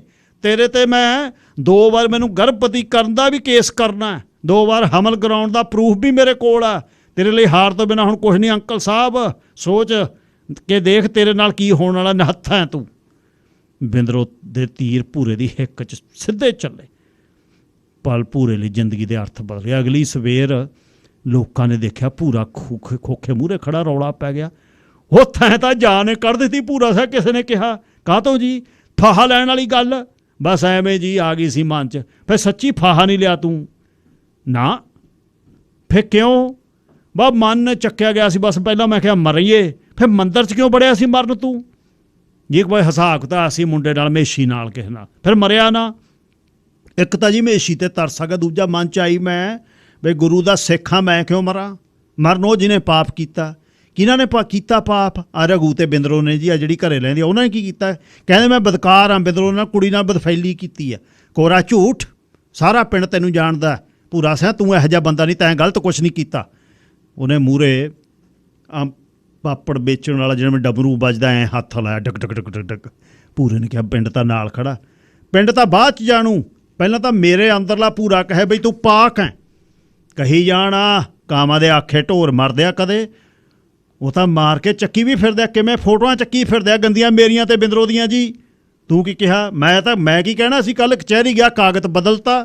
ਕਿਹੜਾ ਕਾਗਜ਼? ਉਹ ਆਹ ਮਕਾਨ ਤੇ ਖੋਖੇ ਲਈ ਜਿਨ੍ਹਾਂ ਨੇ ਕੰਜਰਾਂ ਨੇ ਆਹ ਝੂਠ ਰਚਿਆ, ਉਹਦਾ 5 ਸਾਲ ਪਹਿਲਾਂ ਮੈਂ ਆਪਣੇ ਜਵਾਕਾਂ ਦੇ ਨਾਂ ਕਰਤਾ ਸੀ। ਆਹ ਕੁੱਤਿਆਂ ਤੋਂ ਸਬਰ ਨਹੀਂ ਹੋਇਆ ਮੇਰੇ ਜਵਾਕਾਂ ਤੋਂ, ਪਰ ਤੂੰ ਸਾਰਾ ਦਿਨ ਦਿਸਿਆ ਨਹੀਂ, ਸਾਨੂੰ ਤਾਂ ਫਿਕਰ ਹੋ ਗਿਆ ਵੀ ਤੂੰ ਫਾਹਾ ਲੈ ਕੇ ਮਰ ਗਿਆ। ਪਹਿਲਾਂ ਕਚਹਿਰੀ ਗਿਆ ਜੀ, ਫਿਰ ਕਾਰ ਸੇਵਾ ਵਾਲਿਆਂ ਕੋਲ ਗਿਆ। ਉਹਨਾਂ ਕੋਲ ਕਿਉਂ? ਸੋਚਿਆ ਬਦਰੀ ਤੇ ਉਤਰਿਆ, ਕਾਲ ਖਿਲਾਉਣਗੇ, ਕਹਿੰਦੇ ਬੂੰਡਾ ਬਣਵਾਵਾਂਗੇ ਦਾੜੀ ਦਾ। ਹੁਣ ਜਦ ਕੌਡੀ ਨਹੀਂ ਮਿਲਣੀ ਤਾਂ ਪਤਾ ਨਹੀਂ ਕੀ ਕਰਨਗੇ। ਸੋਚਿਆ ਪਿੰਡੇ ਤੇ ਲੱਗੀ ਕਾਲਖ ਤਾਂ ਧੋ ਦੂੰ। ਪਹਿਲਾਂ ਤਾਂ ਮੈਂ ਬਾਣੇ ਤੇ ਕਾਲਖ ਦਾ ਔਖਾ ਸੀ, ਪਹਿਲਾਂ ਤਾਂ ਬਾਣਾ ਮੋੜਿਆ ਮੈਂ ਜਾ ਕੇ ਕਾਰ ਸੇਵਾ ਵਾਲੇ ਨੂੰ ਮੋੜਤਾ। ਹੁਣ ਕੋਈ ਪਰਵਾਹ ਨਹੀਂ। ਅੱਗੇ ਕੀ ਸੋਚਿਆ? ਬਸ ਅੱਗੇ ਕੀ, ਆ ਜਾ ਦਿਖਾਵਾਂ ਅੰਦਰ। ਖੋਕੇ 'ਚ 3 ਫੁੱਟੀ ਕਿਰਪਾਨ ਪਈ ਸੀ। ਸੋਚ ਲਿਆ ਪੁੱਤ ਧੀ ਬਣ ਕੇ ਮੰਗਦੇ ਜਾਨ ਹਾਜ਼ਰ ਸੀ, ਹੁਣ ਕਾਗਜ਼ ਬਦਲਾਇਆ, ਹੁਣ ਨਹੀਂ ਦਿੰਦਾ, ਹੁਣ ਫੈਸਲਾ ਹੋਊ ਰਣ 'ਚ। ਸਾਰੀ ਪੰਚਾਇਤ ਖੜੀ ਸੀ। ਭੂਰੇ ਨੇ 2 ਥਾਪੀਆਂ ਮਾਰੀਆਂ, ਪੂਰੀ ਦੇਹ 'ਚ ਪੂਰਾ ਕੀਤਾ ਤਣ, ਮੱਥਾ ਤਣਿਆ, ਸਿਰ ਉੱਚਾ ਕੀਤਾ ਤੇ ਅੰਦਰੋਂ 3 ਫੁੱਟੀ ਕੱਢ ਕੇ ਆ ਕੇ ਲੈਨ ਬਾਹਲੀ। ਲੈ ਹੁਣ ਫਿਰ ਰਣ 'ਚ ਨਿੱਤਰੂ ਪੁੱਤ ਆ ਕੇ, ਨਾਲੇ ਜਿਹੜੀ ਆਊਗੀ ਬਿੰਦਰੋ, ਹੁਣ ਦੇਖਦੇ ਆ ਇਹਨਾਂ ਨੂੰ ਮੈਂ ਕੀ ਦਿੰਦਾ। ਬੇਤੜਕ ਹੋ ਕੇ ਖੋਖੇ ਮੂਹਰੇ ਪੂਰਾ ਪਾਣੀ ਛਿੜਕ ਰਿਹਾ ਸੀ। ਪਿੰਡ ਵਾਪਸ ਘਰਾਂ ਨੂੰ ਮੁੜ ਰਿਹਾ ਸੀ। ਸਰਪੰਚ ਜਿਹੜਾ ਫੌਜੀ ਸੀ ਜਿਹਨੇ ਖੋਖੇ ਦੀ ਜਗ੍ਹਾ ਦਿੱਤੀ, ਕਹਿੰਦਾ ਕਾਇਮ ਰਹੀ, ਇਹੋ ਜਿਹੇ 20 ਲਗਾੜੇ ਫਿਰਦੇ ਆ, ਵਿੱਚੇ ਬਿੰਦਰੋ ਦੇ 4 ਮਾਰਾਂਗੇ ਫਰਾਂ 'ਚ। ਸਰਪੰਚ ਵੱਲ ਘੁੰਮ ਕੇ ਜਦ ਭੂਰੇ ਨੇ ਦੇਖਿਆ, ਬੱਲੇ ਬੱਲੇ ਹੋਈ ਉਹਨੂੰ। ਭੂਰੇ ਨੂੰ ਐਂ ਲੱਗਿਆ ਸੀ ਪਿੰਡ ਨਾਲ ਖੜਾ, ਇੱਕ ਨਵਾਂ ਰਣ ਭੂਰੇ ਨੇ ਫੇਰ ਅੱਜ ਜਿੱਤਿਆ। ਪਾਲ ਕਜ਼ਾਕ ਦੀ ਕਹਾਣੀ ਤੁਸੀਂ ਸੁਣੀ ਆ ਜੀ। ਰਣ ਖੇਤਰ, ਭੂਰਾ ਪਿੰਡ ਨਹੀਂ ਸੀ ਛੱਡਦਾ। ਪੁੱਤ ਭੂਰੇ ਦਾ ਘਰ ਵੇਚਣ ਲਈ ਮਜਬੂਰ ਕਰਦੇ, ਸਾਲੀ ਛੱਡਤੀ, ਸਾਲੀ ਨੇ ਸਿੰਘਾਂ 'ਤੇ ਚੱਕ ਲਿਆ, ਕਾਇਮ ਹੋ ਗਿਆ। ਫਿਰ ਪਿੰਡ ਖੜ ਗਿਆ ਨਾਲ, ਕਹਿੰਦਾ ਆ ਜਾਓ, ਬਾਣਾ ਲਾਇਆ ਆ, 3 ਫੁੱਟੀ ਲੈ ਆਇਆ, ਕਹਿੰਦਾ ਆ ਜਾਓ ਦਵਾਂ ਘਰ ਤੁਹਾਨੂੰ। ਮੁੱਕਰਿਆ ਪਹਿਲਾਂ ਕਹਿੰਦਾ ਮੈਂ ਮੰਦਰ 'ਚ ਕਰਦਾ ਆਤਮ ਹੱਤਿਆ ਜਾ ਕੇ, ਬੇਸ਼ੀ ਨੇ ਤੰਗ ਕੀਤਾ ਪੰਡਤਾਂ ਦੇ। ਫਿਰ ਮੁੱਕਰ ਗਿਆ, ਜੁਗਾੜ ਤਾਂ ਬੰਨ੍ਹ ਲਿਆ ਸੀ। ਕਹਾਣੀਆਂ ਕਿਰਪਾਲ ਕਜ਼ਾਕ ਦੀਆਂ ਬੜੀਆਂ ਵਧੀਆ ਹੁੰਦੀਆਂ ਨੇ, ਆਮ ਘਰਾਂ ਦੀਆਂ ਕਹਾਣੀਆਂ ਨੇ। ਪਹਿਲੇ ਵਿਸ਼ੇ ਦੇ ਬਾਰੇ ਕੁਛ ਕਾਲਰ ਗੱਲਬਾਤ ਕਰਨੀ ਚਾਹੁੰਦੇ ਸੀ, ਹੁਣ ਫੋਨ ਕਰ ਸਕਦੇ ਹੋ।